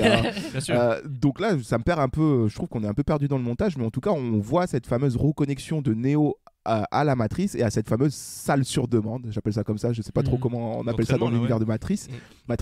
Mais cette grosse salle blanche. C'est le dojo là. Ah non. Il arrive dans la salle blanche, tu sais. Ah oui. Que j'appelle salle sur demande où normalement on peut télécharger des flingues, des fringues, tout plein de trucs, ce qu'on voit dans Matrix 1. Donc j'ai l'impression que ça va être le parcours initiatique de Neo qui va essayer de retrouver la mémoire en fait, petit à petit quoi. Et de certainement... Trinity, parce qu'ils se rappellent plus l'un de l'autre. Oui, parce que Trinity à côté, mais les deux vont être plus ou moins liés, j'ai l'impression. Le logo de la Warner, de Village Roadshow Pictures en mode Matrix qui s'affiche, rien n'a changé, hein, c'est toujours les mêmes. C'est toujours Matrix, c'est toujours Village Roadshow, c'est toujours le petit design vert avec le code très sympathique. Rien n'a changé dans les films et rien n'a changé dans la réalité non plus qu'on nous vend, où la matrice reste la même chose, quoi. C'est notre vie de tous les jours. Mais il y a quand même cet aspect-là que je retrouvais moi dans Matrix, c'est qu'on, même si on nous montrait le monde réel, c'est-à-dire notre monde à nous en fait, je suis en train de me perdre. La matrice, c'est notre monde à nous, on est d'accord, ok. Oui. Le monde réel, on le connaît pas parce qu'on est encore dans la matrice. Bref, notre matrice à nous, dans les films, elle était toujours représentée de manière à ce que ça nous perd. On savait jamais vraiment où est-ce qu'on était, ni à quelle époque on était. Tu voyais juste des buildings. Ils disent que la matrice est en 1999, il me semble. Ah, ils le précisent quand même, mais en tout cas, on n'est jamais sûr de dans quelle ville on est. Ah oui, non, ça on sait pas. Ouais. Donc, c'est un espèce de jeu vidéo. Ouais, c'est ça. Et c'était glauque quand même. Et là, je trouve que cette matrice-là, elle a un côté plus joyeux. Enfin, on dirait vraiment la matrice de la fin du 3. Oui, clairement, les codes couleurs, c'est les mêmes. Ouais. Oui. Donc vous croyez vraiment que du coup on prend directement la matrice, le reboot de la matrice du 3, je pense, pour introduire ce nouveau film. Et du coup tout le monde est heureux et voilà quoi. Je sais pas. On a vu les anciens personnages, il y a des nouveaux persos. Il y a notamment cette meuf là qu'on voit souvent dans la BA, donc j'imagine qu'elle a un rôle très important, qui a les cheveux bleus. Je l'adore. Pardon. Et qui se demande si elle s'est pas trompée d'histoire à un moment dans la BA. Donc est-ce qu'on n'est pas aussi là sur un délire où je sais pas, c'est elle le lapin blanc. Traverse de version en version, tu vois. Oui, apparemment c'est elle le lapin blanc. C'est elle le lapin blanc dans cette version. Ah oui. Et c'est Jessica Henwick et elles sont quand même allées la chercher dans Iron Fist, qui est une série pas ouf, mais dans laquelle elle était ouf. Elle se battait notamment super bien, elle avait des super scènes de baston et tout. Et enfin ouais, j'adore cette actrice, je suis trop content qu'elle soit allée la chercher parce que c'est une putain d'actrice, je pense qu'elle va mettre une claque dans ce film. Ou deux. À voir du coup, parce qu'on ne sait pas trop à la fin du 3 si les humains survivants de Zion ils perdent la mémoire, comme c'était un peu le cas dans les anciennes versions. Si reboot, moi je pense que oui. Alors, à voir, parce que du coup, si ça se trouve en fait, je sais pas si ça se trouve, c'est les descendants de Zion, mais du coup, tout ce qui s'est passé dans la trilogie originale, ça doit être devenu un espèce de mythe, le Néo, le machin et tout ça. D'où c'est pas la même histoire, parce qu'elle doit se souvenir, ça a dû être raconté que Morpheus il est venu, machin et tout ça, là c'est l'espoir. Elle va se dire, non, mais c'est pas ça en fait. Moi je me demande si Zion elle a pas été détruite carrément, parce que non, à la fin non. Je crois me rappeler, oui mais on voit pas, mais je sais que dans le 2, il me semble que l'architecte dit que Zion finit toujours par être détruite quoi qu'il arrive. Alors là, et là justement, c'est je pense là où ça change par rapport à ce que l'architecte dit sur les autres itérations que tu vois là sur les écrans, c'est qu'à la fin, non, ça te montre très clairement, ça serait très putassier de faire ce plan où tu as les sentinelles qui arrivent, qui s'arrêtent et qui repartent, juste pour dire en fait, non, en fait, si on l'a détruite. Et pour moi, justement, c'est là l'intérêt de la trilogie originale, c'est que ça montre un reboot de la matrice, un changement par rapport au cycle habituel. Mais le truc, quand l'anomalie fonctionne quoi. Il y a tellement de théories en fait autour de ce qu'est la matrice, ce qu'est le monde réel, combien de versions il y a. Moi, en ayant revu le 2 par exemple il y a 2 jours, j'ai eu une nouvelle théorie qui est en fait, je pense qu'il y en a déjà beaucoup qui la défendent, qu'en fait le monde réel est une matrice. Ouais, je suis d'accord. En fait, le monde réel n'est pas réel parce que pour moi, il y a encore des couches et des couches et des couches, tu vois, avant d'arriver vraiment à ce qu'est vraiment la réalité, quoi. Et en ayant revu le film, j'ai l'impression que leur combat sur Zion, c'est bien beau tout ça, mais après le discours de l'architecte et tout, ça se trouve les mecs se battent dans une matrice en fait. Donc en tout cas, ce personnage là qui a les cheveux bleus, Jessica Henwick, pour moi, elle me fait exactement la même impression que Trinity, c'est-à-dire que pour moi, elle sait qu'il y a une matrice et un monde réel. Et pour moi, s'il y a des pirates qui viennent encore dans la matrice, c'est qu'il y a forcément un problème dans le monde réel. Soit il y a une nouvelle guerre avec les machines, et d'ailleurs il y a des plans sur les machines dans la BA. Donc pour moi, il y a soit un nouveau cycle aussi qui a démarré du côté du monde réel, il y a un problème en tout cas. Sinon, ils interviendraient pas dans la matrice, quoi. Il y a un problème, il y a clairement un problème parce que du coup, ça va. Puis t'as Neo aussi, on en a pas parlé, qui se gave de pilules bleues. Oui, il y a ça aussi, il y a cet aspect de la pilule bleue. C'est vrai qu'on a exploré le monde de la pilule rouge. Est-ce que ce film-là explorerait pas le monde de la pilule bleue ? Ça pourrait être, qu'est-ce que ça aurait été Matrix s'il avait pris la pilule bleue, tu vois. Ça peut être aussi ça juste peut ça, comme quoi. Ça. Ouais. Et je pense que oui, après il y a la première BR, on le voit beaucoup avec des pilules bleues, mais c'est vraiment genre en mode il est dépressif et il prend des pilules, tu vois. Ouais, mais ça donne quand même l'effet de comme si on traitait quelqu'un qui a vraiment un problème psychologique, qui est un faux, parce qu'en fait il voit la vérité, mais pour qu'il la voit plus, on lui donne des pilules bleues comme ça. Il reste dans la matrice. Oui, parce que dans la première BA, je sais pas si on la voit dans le deuxième, mais dans la première BA, t'as Neil Patrick Harris Neo qui va voir un psy, il lui dit je suis fou, il dit on n'utilise pas ce terme ici. Ça fait vraiment penser à très, c'est vraiment très. Et puis même il y a je sais plus dans quel BA c'est, il y a une séquence où t'as Trinity qui se pixelise et qui disparaît. Oui, c'est vrai, il y a un moment où on voit ça. C'est dans la deuxième. C'est vrai que la façon dont je me dis, ça se trouve, elle n'existe pas non plus. Mais il y a aussi une vision, la manière dont nous est montré la matrice dans cette BA-là, elle est complètement différente de ce qu'on connaît déjà, parce qu'il y a carrément un mélange de monde réel, de code vert. Enfin, tu sais pas trop où est-ce que tu te situes, et tu sens que Neo, même lui, visuellement, un peu son incompréhension et sa détresse sera montrée comme ça, quoi. Entre les codes, les fameux codes verts qui défilent, la réalité, les images. Enfin bref, tu sens qu'il est piégé et perdu, on ne sait pas trop lui où il se situe et nous non plus. On va essayer de continuer dans la BA. On voit du coup, on retourne au dojo, ce fameux dojo, la fameuse scène culte Je connais le Kung Fu. Où il se tape avec Laurence Poisson-Couille dans le premier. Donc là, on voit, c'est Yaya du coup qui prend le kimono et qui lui dit, et je pense que c'est intéressant de le savoir, il lui dit, ils t'ont bien fait la leçon, ils t'ont persuadé que tu ne méritais que leur monde, mais tu flairais le mensonge, tu avais un vague souvenir du réel. Tu vois, c'est... Donc ce serait quand même l'ancien Neo. Mais pourquoi aller chercher Neo encore? C'est ça que je comprends pas, tu vois, c'est... parce que c'est que lui. Ou peut-être qu'il a une info, quand il s'en souviendra, qui va les aider. Peut-être. Ouais, peut-être que ça peut être que lui finalement. Peut-être. Oui, parce qu'il y a un truc dans la BA quand il est en haut du gratte-ciel pour descendre. Où tu le vois, mais alors pendant 2 secondes, t'as une vingtaine de personnes qui sont devant les barrières en mode non, ne te suicide pas et tout ça. Et lui, on dirait qu'il veut aller marcher dans le vide, quoi. Ouais. Et du coup, c'est ça. Étaye la théorie il est tout seul et tous les autres humains sont des programmes. J'ai vraiment l'impression que c'est ça, moi. Genre, ils auraient fait une matrice que pour lui. J'ai l'impression que en fait, les machines auraient peut-être emprisonné Neo dans une machine et que pour les autres refoutent et pirater cette matrice pour aller le rechercher. Du coup, il a des indices comme quoi il faut qu'il se casse, quoi. Ouais, c'est ça. Débunk le film. Ça m'a l'air d'être plutôt ça, ouais. Du coup, ils vont chercher Neo vraiment pas à la source, mais dans une prison géante, quoi. Là où il est, on sait pas. Et d'ailleurs, cette scène là où il tombe on le voit faire un pas dans le vide, ça me rappelle Animatrix. Je sais pas si vous connaissez tous ces courts-métrages qui sont canons, avec l'univers Matrix qu'ils avaient sorti à l'époque entre le 1 et le 2, je crois, où tu as plusieurs petits courts-métrages animés qui viennent apporter un peu plus des pierres à l'édifice de ce qu'est l'univers Matrix. Tu as notamment un court-métrage où un mec passe dans le monde réel en sautant d'un immeuble. Donc peut-être que là aussi, c'est au lieu de prendre la pilule... genre il se suicide dans la matrice et du coup il arrive dans le monde réel. Parce qu'il est persuadé qu'il n'est pas dans le bon monde et que tout est fake autour de lui. Il saute et du coup il se réveille dans le monde réel. Donc peut-être que là on voit dans la BA ce nouveau passage, cette manière de passer au lieu de prendre juste la pilule rouge et puis de traverser le miroir, tu vois. Donc il y a peut-être d'autres manières de passer dans la matrice, un peu comme dans Harry Potter où il y a d'autres manières de se téléporter, le porte-loin, la poudre de cheminée. De toute façon, ils avaient déjà fait un truc un peu équivalent quand Neo il est coincé dans la gare. En fait, il est pas connecté, il est entre les deux. Ils le font ramener quand même. Ils le font revenir quand même. Il y a des accès cachés. On voit l'oracle aussi à un moment, qui est quand même la pièce principale de tout ce qui est le chemin de Neo. C'est avec elle qui réussit à trouver les questions et du coup à continuer dans sa quête. Sauf que l'oracle, là, on dirait Alberi dans Clad Atlas. J'avoue. Moi, je dis oracle, ça se trouve, c'est pas l'oracle, tu vois. Si, apparemment, oui. Oui, parce que la façon dont la voix off est amenée, on oublie vite le bruit dont la matrice bourre notre crâne. Mais une autre chose fait ce genre de bruit, et c'est la guerre.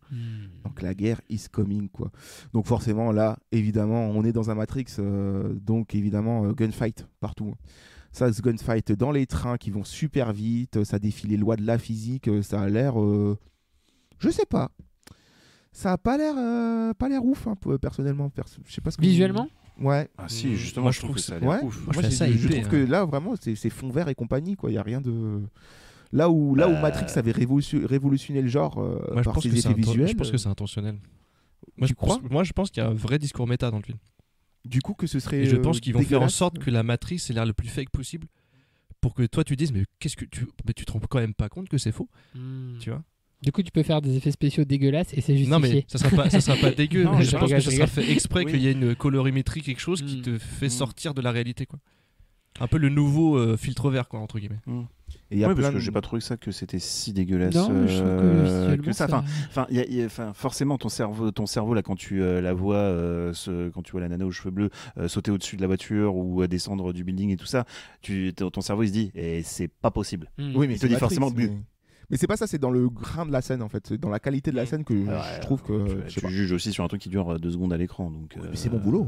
Oui, non, mais les effets visuels ne sont jamais définitifs. Et tu es sûr que ta connexion internet était bonne à ce moment-là? C'est vrai que souvent c'était les du films sont pas 480p, finis. c'était pas T'étais en 480p. Bon, on va vite terminer la VA parce qu'on a mis un peu de temps, mais voilà, des scènes d'action, on revoit le méchant qui a l'air d'être vraiment très méchant, quoi, parce qu'on Et rappelle qui lui encore. dit la même chose, Mr. Anderson. Donc Voilà, voilà, c'est sous la clairement pluie, l'agent donc, Smith. entre- Clairement, il y a le rappel entre Hugo Weaving, donc l'agent Smith, et le nouveau méchant sous la pluie. Grosse référence du coup au numéro 3, le fameux combat final. Des explosions où ça court, ça pète dans tous les sens, et ça me rappelle un peu Inception parce qu'on est dans un couloir où ça court sur les murs. J'ai pensé aussi à Inception. Ouais, voilà, encore un autre film aussi peut-être qui a inspiré un film qui l'a inspiré, tu vois. On est dans la boucle en fait. Hein. Bah, connaissant les Wachowski, sont plus allés voir à la source de cette scène-là qui est Paprika, mais. Ouh. Monsieur se la raconte. Non, mais Monsieur se la raconte cinéphile. Je vous ai dit, moi je vous déconstruirai Nolan au fur et à mesure. Neo va être obligé de faire un choix. Parce que c'est vrai que le choix est une des principales thématiques de Matrix. Hein, le choix, le contrôle, tout l'aspect philosophique. Le déterminisme. Voilà, la réalité, le rêve, hein, bref, énormément de choses. On va pas vous faire tout un discours philosophique sur Matrix, il faudrait plus d'une émission pour ça.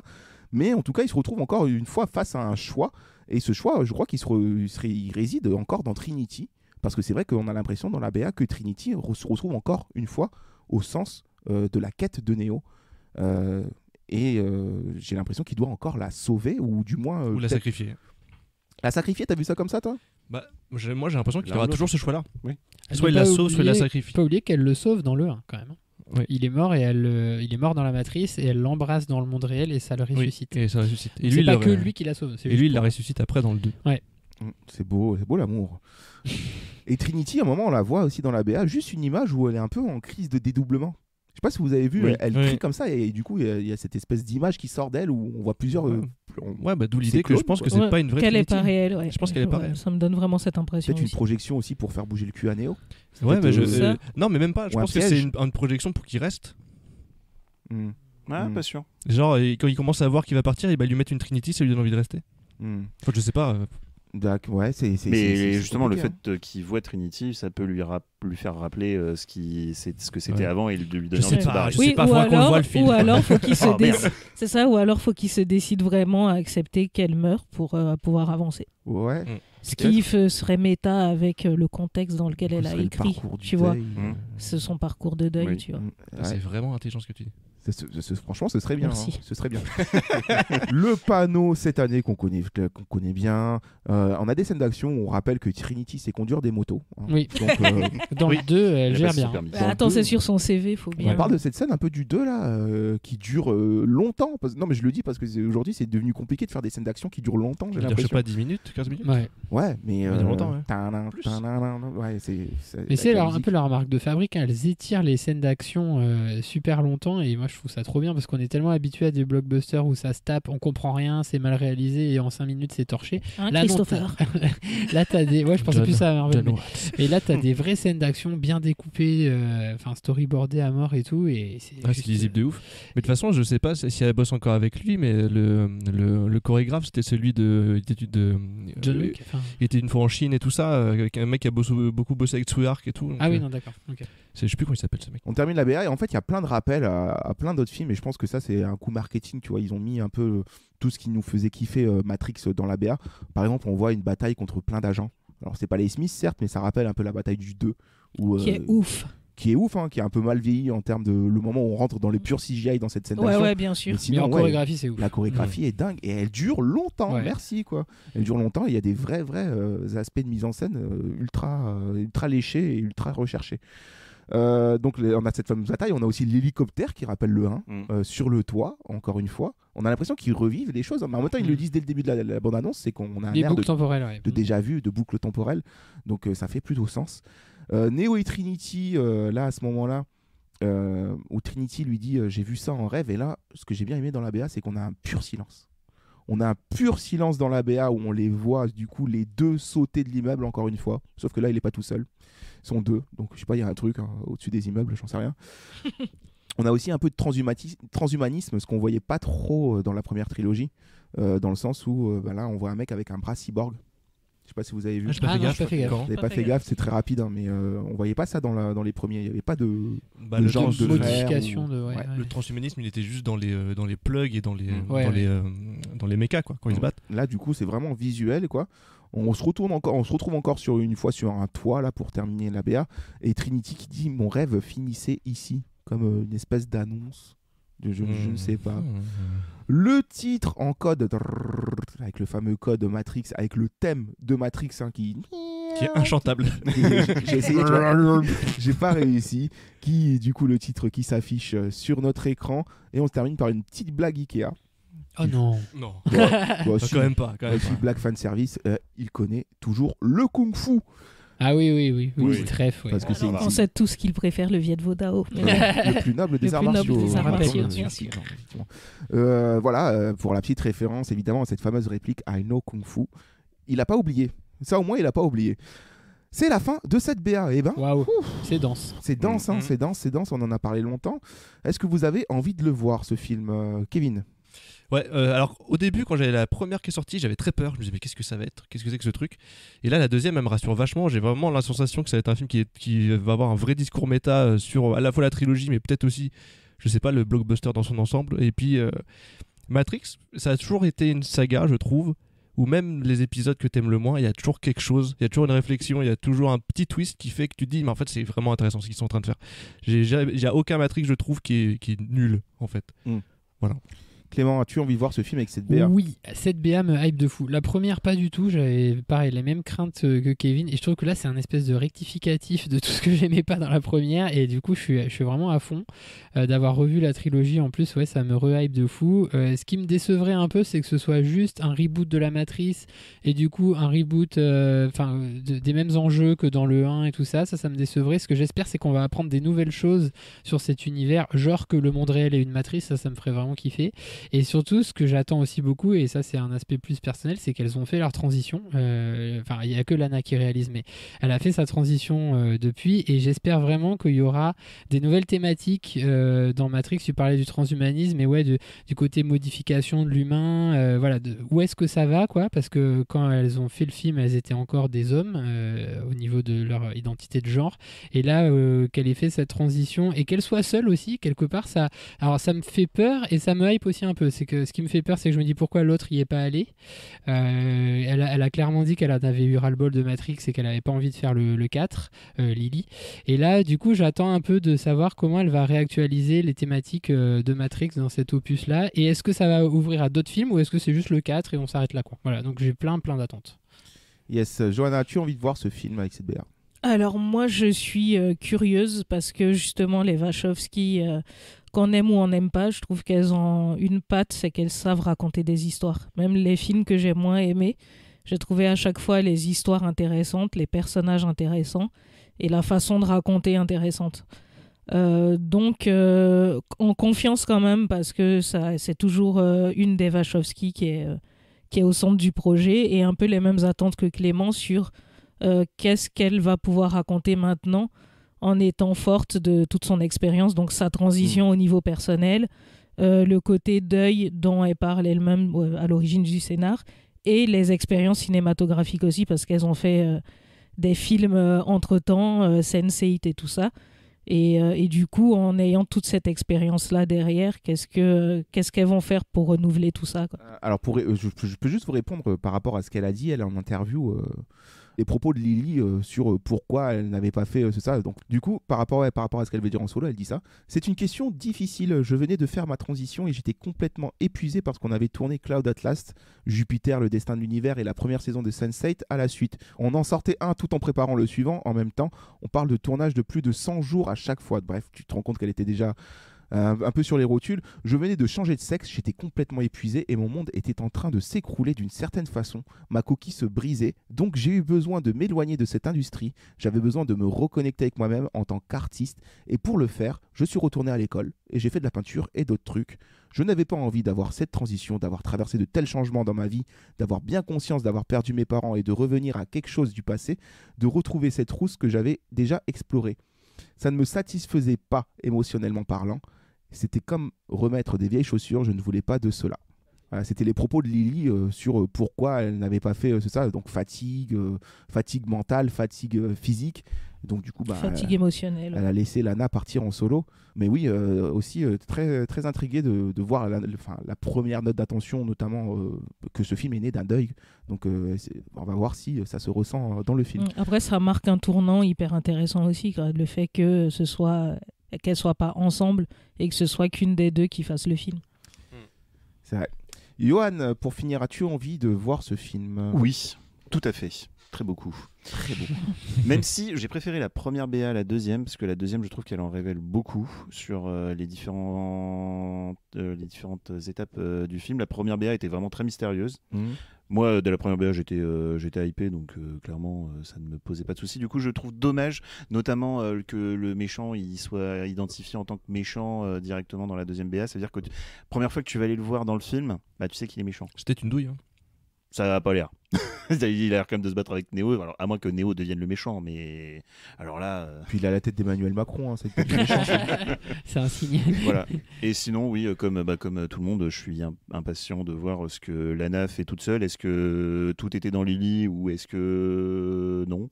Et voir les différents thèmes qui vont être... c'est pas dégueulasse. Voir les différents thèmes qui vont être abordés. Et toi, Romain ? Écoutez, Matrix 4, ça fait longtemps qu'on en parle dans cette émission. Au début, c'était une blague avec Bruno. Je sais pas si vous vous souvenez. Oui, c'est même un running gag. C'était son running gag, Bruno, quand il était parmi nous. Hein. D'ailleurs, on a une petite pensée pour lui parce que son rêve. Il est vivant. Hein. Son rêve... C'est parmi nous, mais oui, il est toujours. Non, bien sûr, mais je veux dire, son rêve, c'est enfin réalisé. Quoi. Bruno, il a déjà pris. Je sais qu'il a déjà pris sa prévente et tout. Il est au taquet. Il est au taquet, le Bruno. Donc oui, c'est vrai que ça fait un moment qu'on en parlait un peu comme une blague au début. Et puis quand ça s'est précisé, ouais. Pourquoi pas, le projet est intéressant, mais est-ce qu'il n'est pas un peu tardif ?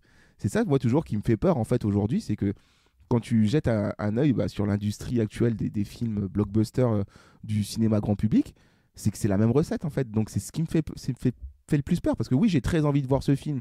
Les images, elles ont l'air cool et tout, mais bon, on va pas se mentir que c'est une BA, donc forcément, ils ont choisi un peu aussi les meilleures images pour nous vendre le truc. J'ai aussi peur du fait qu'elle soit toute seule. C'est vrai que j'ai une totale confiance en les sœurs. Mais j'ai peur de cette recette qui est de piocher dans la nostalgie, d'aller chercher un truc vieux de 20 ans qui est Matrix pour nous ressortir un film qui va certainement rapporter beaucoup d'argent, mais qui est fait de manière un peu putassière. Et moi, c'est un peu ça qui m'énerve. Et donc, je suis mitigé, quoi. Mais regarde Blade Runner, ça s'est bien passé. C'est vrai. Dune, ça s'est bien passé. Non, c'est vrai, t'as raison. Mais Blade Runner... Ouais, oui, non, si t'as raison. Je vois ce que tu veux dire dans le sens où la BA permet pas de trancher si c'est un truc opportuniste ou si ça va être un vrai film artistiquement intéressant. C'est ça. Il y a quand même encore ce truc de il y a des images des anciens, on nous rappelle beaucoup l'ancienne histoire et tout, et c'est vrai qu'on peut avoir cette crainte, c'est normal. Mais moi j'ai la foi, comme Morpheus. Toi t'as la foi. Je pense que c'est fait exprès pour que on ait ces interrogations-là. Oui, pour attirer les gens en salle aussi. Ils se placent pas. Je pense que c'est pas leur intérêt de se placer. Ils veulent nous. À mon avis, le film va surprendre. Bah écoute, j'espère qu'il surprendra en bien, parce que si c'est pour nous surprendre en mode écoutez, ils ont encore niqué une autre franchise qui était chère à notre cœur, parce que ça commence à faire beaucoup, excusez-moi. Il y en a un peu marre. Beaucoup de pilules à avaler là. Il faut que tu aies foi en Wachowski. Donc voilà, c'est ma peur, quoi. Donc je pars un peu mitigé, mais oui, après j'aime beaucoup ce qu'elles ont fait depuis le début. Je suis un énorme fan de ce qu'elles font. Sense8 pour moi est une série qui aurait mérité plus de reconnaissance et plus de place. Et une vraie fin. Ouais, une vraie de fin. l'argent, voilà, quoi. Parce que c'est une série qui est importante, qui pour moi est visionnaire, dans le sens où pour une fois que on représente les gens, quels qu'ils soient, d'où ils viennent, sans te justifier encore maintes et maintes fois. Ça, elles l'ont toujours fait. Donc c'est vrai qu'elles l'ont toujours fait, et ça c'est très appréciable chez elles, c'est pour ça qu'on les aime bien. Et voilà, mais après par contre j'ai peur aussi des aspects visuels du film. J'ai peur qu'il soit tombé dans la facilité, là où à l'époque, quand tu connais les effets spéciaux de Matrix, il y avait quand même ben, ça se remuait les méninges derrière pour te vendre quelque chose, et c'est peut-être aussi ce qui faisait la force du film. Là, si le film est tourné sur un fond vert et qu'on t'a mis des mecs en en motion capture ou des conneries comme ça risque de me sortir du truc, quoi, parce que pour moi c'est pas un film qui s'y prête, ou du moins que s'il doit s'y prêter, il faut que derrière la thématique elle soit forte, quoi. Il faut qu'il y ait vraiment il y a un truc assez fort pour nous faire avaler la pilule rouge ou bleue, hein, peu importe. Voilà, ça c'était nos attentes autour du film Matrix 4 Resurrections, qu'on a quand même hâte de voir, on va pas se mentir, hein, on est quand même des gros fans. La preuve c'est que ça nous a laissé de bons souvenirs, hein, cette trilogie, espérant qu'ils en dessinent de nouveau tout aussi bon. Mais ça c'était nos attentes à nous, mais ils en pensent quoi, l'internet? C'est une bonne question. Et tu vas nous le dire. Je vais vous le dire. Il n'y a pas Clémence, mais c'est moi qui vais vous le dire. C'est le comme ci, comme ça. Comme ci, comme ça. Comme ci, comme ci, comme ça. Les commentaires des internets. Comme ci, comme ça. Les commentaires des internets. Comme ci, comme ça, les commentaires des internets. Et évidemment que ça a écrit beaucoup, en masse autour de la BA de Matrix Resurrections. On va essayer de faire un tour un peu sur les attentes des internets. Alors Clémence, elle m'a préparé un petit medley de commentaires que je vais vous lire un peu. Comme ça, j'ai pas trié, j'ai rien fait. Pêle-mêle. Voilà. Lilian Benoît, qui nous écrit pratiquement tout en majuscule. Hein. C'est pour montrer qu'il est très important. Donc il faut que tu lises en criant. Ouais. Je dois absolument voir Matrix 4. Cela fait juste 20 ans que je l'attends. Par pitié, vite, semaine prochaine. Oui, bah ça y est. Je crois qu'on va être des millions Sauf dans la qu'il a Matrix. écrit il y a 6 mois, le pauvre. Beaucoup de hype, hein, autour du film. Donc même des gens qui n'ont pas vu le film. Raphaël par exemple qui vient j'ai jamais vu Matrix, mais je veux voir ce film. C'est génial. Mais si ça peut ramener les jeunes dans le délire. C'est toi qui disais, Johanna, dans l'épisode précédent, ou quand on teasait l'épisode, que c'était la réunion entre les boomers et la nouvelle génération. Exactement. Inch'Allah. Inch'Allah. De Habeck 113, je sais pas comment du tout dire son blast, de Habeck 113, qui nous écrit sur YouTube: je ne comprends pas, il est pas mort Neo à la fin du 3, justement, car on le voit bien dans la trilogie, quand tu meurs, tu meurs. Pas de sauvegarde ou je sais quoi, sorti du cul du Père Noël. Alors lui, il est pas content. J'aime bien. Et j'adore aussi les gens qui réfléchissent pendant les commentaires, tu sais. Mais n'était-il pas mort? Vous voulez dire que... Oui, mais tu sais, avec Matrix, en fait, tout est possible, quoi. Ben oui. C'est un peu comme les multivers chez les autres. Oh, pitié, pitié. Oh, ne réveille pas de blessure. Non, mais à partir du moment où tu as un programme fait de lignes de code, tu peux créer plusieurs trucs. Spasiba, ce n'est pas Matrix Resurrections, mais Matrix Deception. Ce qui pourrait être un titre, hein, en soi. À aucun moment je ne retrouve dans ce trailer l'atmosphère des anciens films. Remettez-vous les anciens trailers, vous verrez la différence de ton, nettement plus sérieux avant. John Wick avait un canard sur la tête. Bref, ça ressemble plus à du foutage de gueule qu'autre chose. Quoi? J'ai pas compris le canard, je pense qu'il fait référence à sa parce coiffure. que je sais qu'il y a une BA où il est dans un bain et il y a un canard. Ah ouais, j'ai pas vu ça. Okay. Ah. Mais c'est marrant qu'il parle de John Wick parce qu'il y a eu toute une ribambelle de gens qui étaient persuadés que John Wick était relié à Matrix. Dont Bruno. Et c'est peut-être ça le truc à la fin. C'était même leur leader, hein, je crois. On continue avec la hype d'un mec qui s'appelle Lapin Blanc. Donc ça c'est pas original. Je suis choqué du niveau de cette bande-annonce. Ce renouvellement de la saga Matrix me semble juste parfait. Je sens qu'on va se régaler une fois de plus, les amis. Eh ben, on te le souhaite. L'optimisme, ça c'est beau. Ragnar HD qui nous écrit: on a toujours très peur des suites des années après, mais personnellement cette suite ne me fait pas peur du tout. Je suis persuadé que tout va coller à ce qu'on a pu voir dans la première trilogie. Ils ont la foi, c'est beau. Je pense même qu'on va avoir le droit à une nouvelle trilogie Matrix, et perso, à partir du moment où Keanu Reeves est là, pour moi, tout va bien. Un fan. Sauf si le réal c'est John Watts. Fuyez, fuyez. Trilogie encore, vous croyez, ou juste un film comme ça? Si ça marche. Ah, moi je pense juste un film.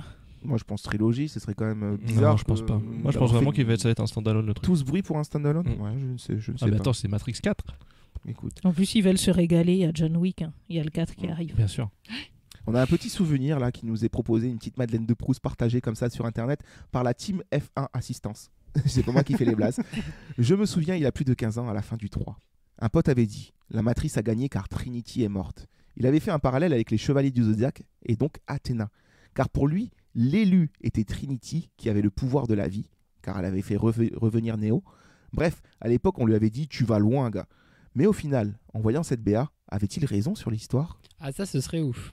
Et ça ressemblerait bien à Lana Wachowski. Que Trinity soit un peu la clé. Que ça soit la nouvelle héroïne ou un truc du genre. Par contre, j'ai pas compris le parallèle avec les Chevaliers du Zodiaque parce que Athéna, elle sert à R dans les Chevaliers du Zodiaque. Elle a pas le pouvoir de faire revenir les morts, Athéna ? Elle fait rien du tout. On est là, on la sauve. À chaque fois, on m'a enlevé, sauvez-moi. C'était ça le parallèle avec Trinity. Hein. C'est juste une femme en détresse. Oh là les gars, là, André, je sais plus comment il s'appelle, le gars là. Oh là là, ce trailer, cette bande-annonce sonore, c'était dingue. Ah, ce petit rappel dans le trailer où tu entends le thème de générique de fin du Matrix 1. Oh là là là là, j'ai cru que je devenais un super saiyan tellement tous mes poils se sont dressés. Alors c'est un truc qu'on n'a pas dit. T'as fini, pardon ? Oui. Le thème orchestral de cette bande-annonce, c'est Wake Up de Rage Against the Machine en orchestral. Et je l'ai capté au bout de la 3 ou 4e fois que je l'ai écouté, et il y a vraiment le et en orchestral. Et voilà, j'aime bien. Ça prouve qu'ils ont pris le soin de le faire. Voilà. Si on peut reprendre ceux qui avaient participé aux musiques du film, je suis content parce qu'il y a du Rage Against the Machine, on a du Linkin Park, on a qui d'autre ? Marilyn Manson. Il y avait Rob Zombie. Et Rob Zombie, il y avait du lourd quand même, c'était cool. C'est vrai qu'il y avait POD. Que deviennent-ils ? On a Vianney. Benabar. Le chanteur. Non, Vianney Nguyen. Qui nous écrit sur Facebook: Oh my shit. Qu'est-ce qu'ils ont fait de toi, ma pauvre trilogie légendaire ? Some connard nie de tout remuer le passé pour pas faire une suite, mais régénérer des souvenirs en moins bien. Excellent travail, ça. Pas content. Il est pas content. Il est chafouin. Mais après, on peut comprendre que venir piocher dans la boîte à cookies de la nostalgie, c'est un peu trop facile, quoi. Et puis c'est souvent pour avec les mains sales, c'est ça le problème. Mais c'est un piège, c'est pas ça, tu vois. Fabien Steven, c'est à la fois identique et différent du premier, ça serait donc un reboot et à la fois une suite qui se passerait dans une autre version de la Matrice. Pouh. Oui. Mindfuck. Un re-suite. Max, je sens venir le désastre. Bon sang, mais fermez-la. Alors il répond aux gens qui disent ça dans les commentaires. Je sens venir le désastre, mais bon sang, fermez-la. Faut voir le film pour se faire une idée. Un trailer, c'est un trailer. Et les trailers sont parfois montés de manière à lancer des fausses pistes. Gna gna gna gna gna gna, ce sera mauvais. Gna gna gna gna gna gna, ceci, cela. C'est le commentaire. Ah ben, il peut venir dans Feta B. Grave. Mais il a tout à fait raison, ce jeune homme. Jordan Braillard. Il braille. Presque je serais prêt à venir au cinéma avec le masque pour le film, mais en fait non, je le regarderai sur mon OLED en respirant à pleine narine. Ok. Il est en train de dire qu'il prend de la coke devant les films. Au cinéma. Alors, il va mater ça au cinéma parce que oui, le film, comme c'est un film Warner, il aura une exploitation pendant 1 mois sur HBO Max. Ouais. Pendant 1 mois, il sera en comment on appelle ça, en streaming. En SVOD. Ah oui, il va à le Fnac du métro parce qu'HBO Max n'est pas en France. Pour l'instant. Ayant un accord avec OCS, pour l'instant non. Mais peut-être qu'il a VPN. Voilà, peut-être qu'il a il fait ce qu'il veut, il le regarde comme il veut. Mais attention à tes narines. Et il y a la Fnac du métro aussi, on le rappelle. On termine avec Andy Fratello, qui nous écrit: Bon, il faudrait déjà que je réussisse à comprendre les premiers et après j'essaierai de voir celui-là.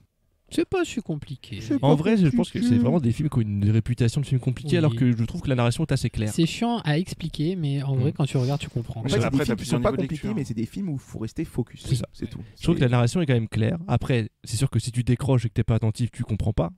Mais c'est quand même bien d'accord. C'est vrai que c'était aussi une des forces du film, et ce qui fait que le film est aussi culte, c'est qu'il avait une portée philosophique au-delà de ces scènes d'action. Ça aurait pu être bêtement l'histoire d'un mec qui veut sortir d'une zone A pour aller voilà, bref, d'un point A à un point B. Qui veut se déconfiner.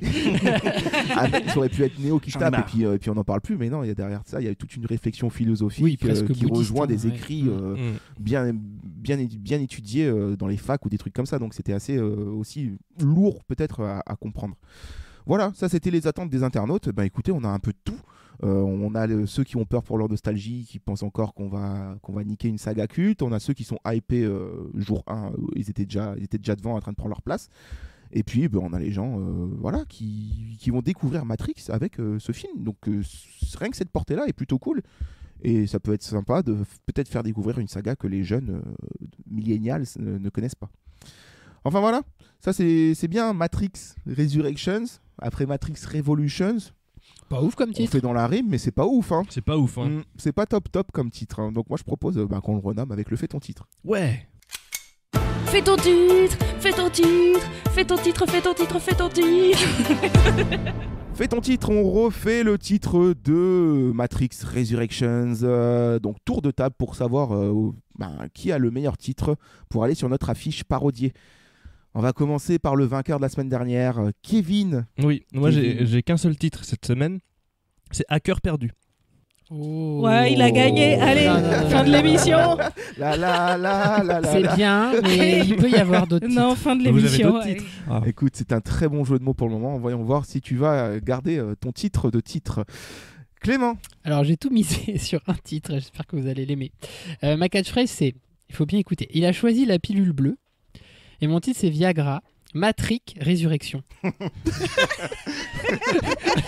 Mais ça, c'est la version porn. C'est Marie Dorcel, le réalisateur. Voilà. En vrai, il est très drôle. J'ai limite vieillir qu'il arrive sur l'affiche, tu sais. Il est très drôle. Écoute, je le note pour la vanne, mais... Je sais qu'il ne sera pas choisi, mais je voulais vous faire tant rire. Tant qu'on n'a pas vu Néo bandé, on ne peut pas le mettre. Matrix quoi, Résurrection, ouais. Matrix Résurrection. Johanna. Alors, moi, mon titre, la catchphrase, c'est nouveau film pour une nouvelle mise à jour, et le titre, c'est Windows XP. Le meilleur de tous. Nouveau titre pour une F5. F5. Ah oui, ça pourrait être F5. Johan. Alors, je viens de trouver un titre, c'est Matrix, ça s'en va et ça revient. Oh, c'est nul, hein. In et out. Ça va avec celle de Clément. Matrix, ça s'en va et ça revient. Bah, prends la pilule bleue. Et toi, Romain, tes titres non. T'as pas le droit, ça fait 2 émissions que tu dis non là. Ah d'accord, mais lui il fait plus de titres en fait. Il aurait pu y avoir Rooftop. Le mec il travaille plus. Non mais Kevin il va gagner tout le temps si vous faites pas de titres. En ligne là. Bah ouais, vous me facilitez les choses. Si, on a des titres en ligne évidemment. Alors les internautes. Bah c'est juste qu'il y a trop de titres donc du coup je me sacrifie quoi. Ouais c'est ça. Pour pas que l'émission soit trop longue. Bien sûr, oui. T'en avais plein mais tu vas pas les dire. Oui non mais j'en avais la dose hein. J'en avais vraiment beaucoup. Les titres des abonnés, évidemment j'ai demandé aux abonnés quels étaient leurs meilleurs titres Clégo, sans le T. Because the T is silent. Matrix 4, remède à Alzheimer. Oh oui. Ou Reboot Let Time. Oh c'est pas mal ça. Reboot Let Time. Reboot Let Time de Clégo. Pour évidemment l'effet du bullet time. Il est stylé. Il est stylé. Ouais. Reboot Let Time, j'aime beaucoup. D'autres titres des abonnés, Xavier qui est venu nous proposer encore des titres et qui est toujours fidèle, hein, toujours là pour les titres. Merci Xavier. Qui nous a proposé un titre qui, ma foi, est franchement pas mal. Finding Neo. Ah c'est pas mal. Finding Neo. Il a dit ou entre parenthèses le monde de Neo. Mais ouais, j'aime beaucoup Finding Neo. C'est vraiment, vraiment, vraiment un bon titre parce que ça fait sens un peu avec je sais pas. Avec ce qu'on a dit. Avec tout le monde recherche Neo. Écoutez, je vais vous annoncer les finalistes parce que j'ai pas encore décidé, mais. Il est là, il représente, évidemment, il a un titre à défendre. Hacker perdu, évidemment, parce que Neo est de nouveau là, il a l'air complètement perdu. Et puis il est perdu. En plus, le jeu de mots. Ou Finding Neo. Écoutez, je vous propose ces deux-là. Les deux sont bien. Un peu à la manière d'une pilule rouge ou d'une pilule bleue. Hacker perdu ou Finding Neo? Je vois plus Hacker perdu. Ouais, moi j'ai un coup de cœur pour Hacker perdu. Et je vois bien catchphrase Reboot Let Time. Je trouve que ça marche bien. C'est vrai que Reboot Let Time, c'est drôle aussi. C'est pas mal. Putain, tu vas encore prendre le titre. Yes. Il fout les boules, hein. Il fout les boules, ce mec, quoi. Ah, il est bon, il est bon. Ah là là, il est très bon, Kevin, évidemment, évidemment, tu confirmes pour le dernier fait ton titre de l'année, que c'est toi le papa, le patron de la rubrique, quoi. J'aimerais remercier tous mes parents. Tu veux pas te reconvertir et proposer des titres aux films français? Putain, ça existe comme métier, ça? C'est pas réalisateur. Et je fais juste les titres. Matrix Resurrections en salle le 22 décembre, mais nous qu'on a décidé de renommer Hacker perdu. Avec la catchphrase Reboot Let Time de Clégo qui est sublime aussi. Bref, très content là pour ce fait ton titre. Belle affiche là. Fait ton titre, dernier fait ton titre 2021 se termine en beauté. Espérons que ce soit le cas aussi pour ce film qui arrivera pour Noël. C'est notre petit cadeau. Hacker perdu, Reboot Let Time, Matrix Resurrections. Bravo, hein, parfait, c'est très bien, voilà. Qu'est-ce que vous voulez que je vous dise? Écoutez, c'est ça aujourd'hui la France, ce sont des personnes comme ça qui sont intelligentes et qui font vivre la passion. Après il dit que c'est long. C'est clair.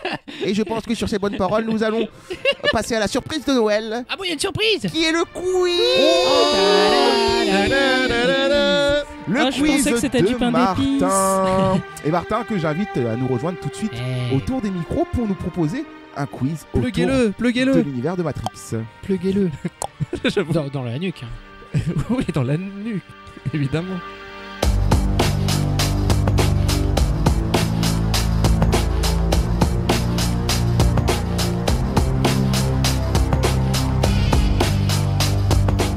Salut Martin. Salut. Comment tu vas? Ça va bien. Ça va bien. Et vous-même? Bah écoute, très content de te retrouver là pour un bon petit quiz. Content de vous rejoindre pour cette fin d'émission. Le quiz de Noël, est-ce qu'on peut appeler ça comme ça en fait? Allez, on l'appelle comme ça. Christmas quiz. C'est Martin qui nous revient avec des jouets plein la hot Christmas. Et c'est trop classe, t'as un quiz différent, t'as un jingle différent par ouais. Approximatif. Et ils sont tous nuls. J'avoue que là c'était un peu de la merde comme jingle. Hein. C'est pas grave. C'est pas grave. Ils seront là. Oui Martin, alors qu'as-tu à nous proposer aujourd'hui avec Oui, j'ai l'univers donc de un Matrix? nouveau jeu. On va sortir un peu de l'univers de Matrix, mais il y aura quand même un lien. Puisque, oui, donc vous savez que quand on pense à Matrix, on pense à la pile rouge et la pile bleue. Tout à fait. Je vais donc vous demander... Un quiz médicament. Le quiz pilule. Je vais vous demander le Doliprane. quelle est votre couleur préférée. Ça sera le quiz d'aujourd'hui. Et si vous trouvez... Non, c'est pas vrai. C'est facile. C'est vert. Non, je vais vous donner, et ça va aller très vite, parce que sinon vous allez commencer à anticiper les questions. Je vais vous donner un nom de réal. Il va falloir me trouver le titre, où il y a rouge ou bleu dans le titre. D'accord. La ligne rouge. Allez, c'est parti. On commence direct. Rapidité. Terrence Malick. La ligne rouge. Il l'a dit avant. C'est ça. Mais je l'ai dit avant c'est moi qui l'ai dit avant la question. Donc c'est Martin qui décide. Bah c'est Johanna. Merci. Deuxième réal, attention, David Lynch. Blue Velvet. Oh là là, oui, attends, ils ont tout pré-shot là. Ouais, mais attends, ça va se compliquer. Un Johanna, un Clément. On arrive sur Luc Besson, le Grand Bleu. Oh, il est là. Ah, oui, le Grand Bleu, premier point. Ah, c'est dur parce que tu me fais la filmographie après. Le premier point du One, tout quiz confondu. C'est Nono. Attention, Woody Allen. Blue Jasmine. Oh, il est là. Oh putain, ils sont forts. Et Sadab, Ils sont forts. Ah, je suis largué. Quand ça va commencer à se compliquer un peu. Oui, bonjour. John McTiernan. Le... Red. Non. Blue Dragon. Non, qu'est-ce que ça s'appelle? Octobre Rouge. La poursuite d'Octobre Rouge. Oui, bien joué. Bah, c'était William en off qui l'avait. Tout à fait. Parce qu'on a un pas public, entendu. on a un public là, c'est ça qu'on vous a pas dit, c'était William et Clémence. On est au Bataclan actuellement. Il y a deux personnes. C'est un échec. Alors attention, il y a bleu ou rouge dans la réponse. Jean-Pierre Melville. Le cercle rouge. Putain. Il est. Bravo. Il est là, c'est Clément. Ouais. Oh là là là. Continuons. Baz Luhrmann. Moulin Rouge. Oh, Ah bah oui, putain. J'ai entendu dans mon oreille gauche, j'ai regardé là, mais en fait. Je suis ici. Alors lui, je connaissais pas le nom du réal, mais le film est connu, donc il y a bien quelqu'un qui va trouver autour de cette table, je pense. Brett Ratner. Ouh. X-Men. Brett Ratner, c'est X-Men, non? Brett Ratner. Il fait que des films de merde. Le rouge et le noir. C'est Stendhal. Ah, je l'ai pas. C'est Brett Stendhal, ça. Ah, je sais pas. Non, ouais, bon, j'ai tenté, mais j'avoue, je connaissais pas. Je crois même, j'ai pas vu le film. C'était Dragon Rouge. Ah, mais oui, je l'ai vu. C'est lui qui a fait Dragon Rouge. C'est Hannibal 3. Oui, c'est ce qui me semblait. C'est bien ce qui me semblait. Ridley Scott. Ah non, c'est Hannibal. C'est Hannibal Ridley Scott. Il a fait de Ridley Scott. Un film que j'ai beaucoup aimé, c'est pas le plus connu de la sélection, mais je pense que ça va être trouvé ici. Derek Cian France. Blue Valentine. Oh, il est là. Olé. Il est chez Romain, très rapide. Il est trop bien Bravo. ce réal. Il en reste 4. Peut-être un petit piège, on va voir. John Huston. J'ai vu un documentaire il y a pas longtemps sur un Arte. problème là. Ah, je connais pas. Ouais, mais c'est bon. Non, je l'ai testé. Faut vraiment connaître la filmo de John Huston. Bon, un grand réal, mais. Rouge sur la colline. Peur bleue à Manhattan. Le bleu brillait trop. C'est un film qu'on a déjà. Les yeux dans les bleus, elle dit Clément. Ah, ça c'est Aimé Jacquet. Les squelettangeurs, Robert. Hein? Les squelettangeurs, Robert. Ah, tu dis mon jeu? Les yeux dans les bleus, c'est une petite référence. Oui, Ah oui, bien sûr. Non, bon, bah, il avait fait une version dans les années 60 ou 50, Moulin Rouge. Ah, c'est un autre moulin. Ok. Bon là ça se complique, hein, c'est la fin, hein. Ça se complique beaucoup avec une petite feinte à la fin bien sûr. Gérard Jugnot, quelqu'un là? Attends. Le rose et le noir. Ah, Le Père Noël. mais c'est vrai, il a fait un film comme ça. Ah, mais il n'y a pas de rouge. C'est pas le truc où il est. Là ça devient très Où technique. il est chez les scouts là? Scout toujours, non, mais. Non, ça n'a rien à voir. C'est pas bleu scout toujours. Pinot, monsieur gendarme. Le blanc rouge. Les choristes bleus. Les choristes rouges. Les bleusés. Les bronzés font du. Non, c'était. Non, ouais, vous l'avez pas. Les bronzés font du rouge. C'était Casque Bleu. Ah ouais. Film réalisé par Gérard Jugnot. D'accord. Casque Bleu. J'ai pas vu. Souvenir d'enfance. Il en reste 2. Un classique, mais vraiment un vieux classique du cinéma. On va voir si vous l'avez. Joseph von Sternberg. Oh putain, mais ouais, mais tu nous sors des noms. Avec Marlène Dietrich. Oh putain. Oh là là. Ah, mais oui, c'est le bleu. Vous l'avez pas? Franchement, c'est un le bleu point. Le bleu est une couleur chaude. Le rouge est une couleur froide. Et c'est avec bleu. Ah. Clémence essaye de participer, mais non. Non, vous l'avez pas. C'était l'ange bleu. L'ange bleu. Je connais pas. Ouais, je connais de nom, mais j'ai pas genre, vu. je connais, mais je connais pas. Et je termine avec une petite feinte. Une petite feinte. On va voir qui c'est va du violet. avoir Il a mélangé les deux. Abdelatif Kechiche. Et bah, oui, mais c'est la vie d'Adèle, mais c'est le bleu. Le bleu est une couleur chaude. Ouais. Voilà, le titre original étant Blue de Adèle, de la vie d'Adèle étant Blue Et is avec the warmest Kieslowski color. aussi qui a fait 3 Ouais, couleurs rouges et 3 couleurs bleues. bleues. Blanc rouge, non? C'est pas ça? Et blanc. Et blanc. Bah merci Martin. Et Merci bah, Martin. dis Moi j'ai une donc. question aussi, du coup une petite dernière question comme ça pour clore vraiment.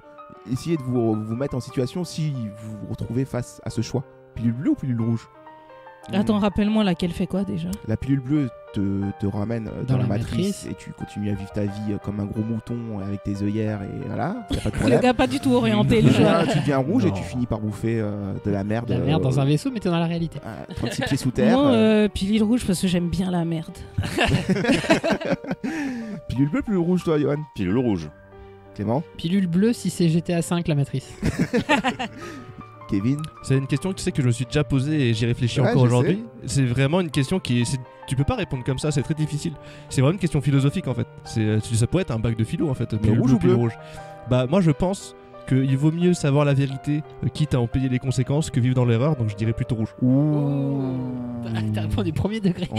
On a Gandhi autour de la table. Ah ouais, non mais c'est une vraie question. C'est intéressant comme question. Ok, Dalai Lama. Martin, pilule bleue ou pilule rouge? Regarde ces ignorants qui Eh bien, pilule bleue.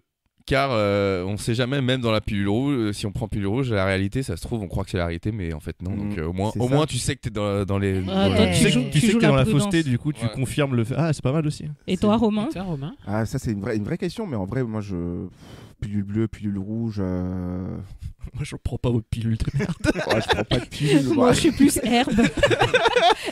Non, Herbe bleue ou herbe rouge? bizarrement, je sais pas. Je pense que je serais plus bleu parce que je suis un lâche.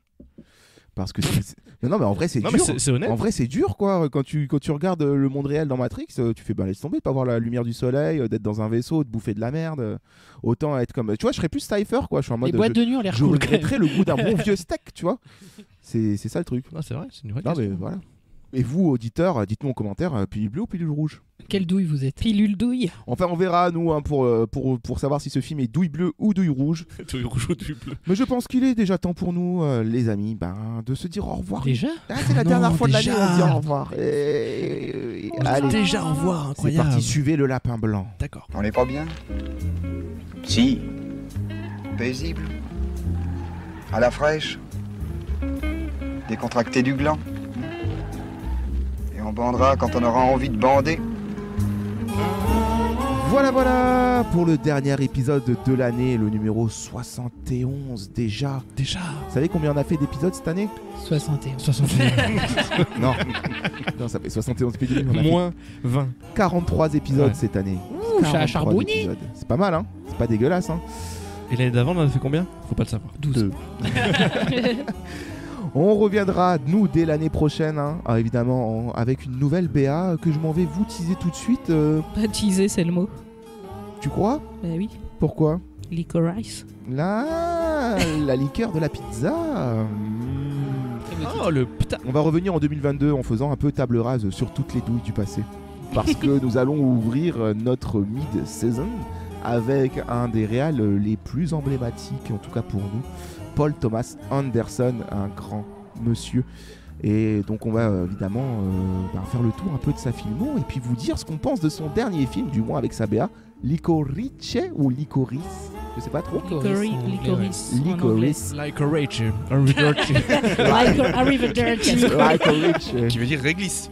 Licorice, c'est réglisse, c'est Oui, pas c'est liqueur. réglisse. Ah, je croyais que c'était liqueur. Oui, non, c'est Bon. réglisse. Ah, ok. Pizza donc, à la réglisse. D'accord, donc Drôle d'idée, quand même. ton teasing il était pas bon. tu vois. Non, mais parce qu'on m'a menti juste avant. Je lui ai dit que ça voulait dire liqueur. C'est ma faute. La pizza à la réglisse, Licorice Pizza de Paul Thomas Anderson, évidemment le papa de There Will Be Blood, Magnolia, Punch Drunk Love et tant d'autres chefs-d'œuvre. On aura l'occasion d'en reparler et j'ai très hâte d'attaquer cette année avec ce réal-là. Martin, on va te retrouver nous aussi autour des micros à ce moment-là parce que tu nous prépares un petit quelque chose aussi sur les internets de ton côté autour du réal. En effet. On en reparlera. Effectivement, évidemment. Il devient fou. Il a pris trop de pilules. Débranchez-le. Il y avait quelque chose dans la pilule rouge là. Il a encore la pilule des Césars. C'est ça, il a tout bu. Si vous voulez nous écouter, évidemment, vous nous retrouvez sur toutes les plateformes d'écoute ou bien sur les réseaux aussi pour partager Twitter, Facebook, Instagram. Amusez-vous bien à Noël. J'espère que vous serez bien entourés, auditeurs, auditrices. Passez une très bonne année. Et puis peut-être jetez l'œil s'il n'y a pas un petit épisode qui traîne. Ah, il y aura peut-être une petite surprise. Peut-être. On vous souhaite de bonnes vacances, de bonnes fêtes. À très vite les copains autour de la table. Et nous, d'ici là, évidemment, on va continuer de se faire des BA en attendant les vrais BA. Et vous aussi, vous pouvez continuer de faire des BA ou faire votre BA, comme par exemple Johanna. Alertez absolument les gens au sujet de Spider-Man. Ouais, c'est vrai. J'aimerais bien. Un service de prévention. N'allez pas voir cette merde, je vous en prie. Gardez votre argent pour autre Profitez chose. de votre Noël, faites autre chose, allez voir prendre Matrix. l'air, allez au ski, j'en sais rien. Des bonnes fêtes, un très bon Noël, une très bonne année. À très vite sur les réseaux. Ciao, bye bye. Arrivederci.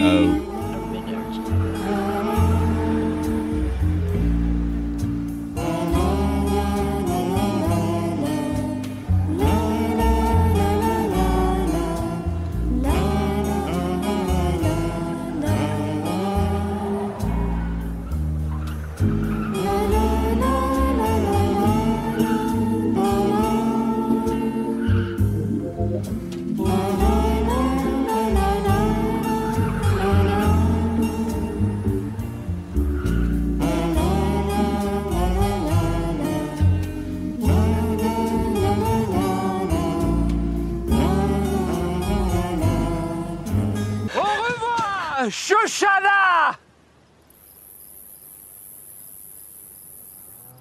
Et voilà, c'est fini pour l'année. Mais non, il reste encore un épisode.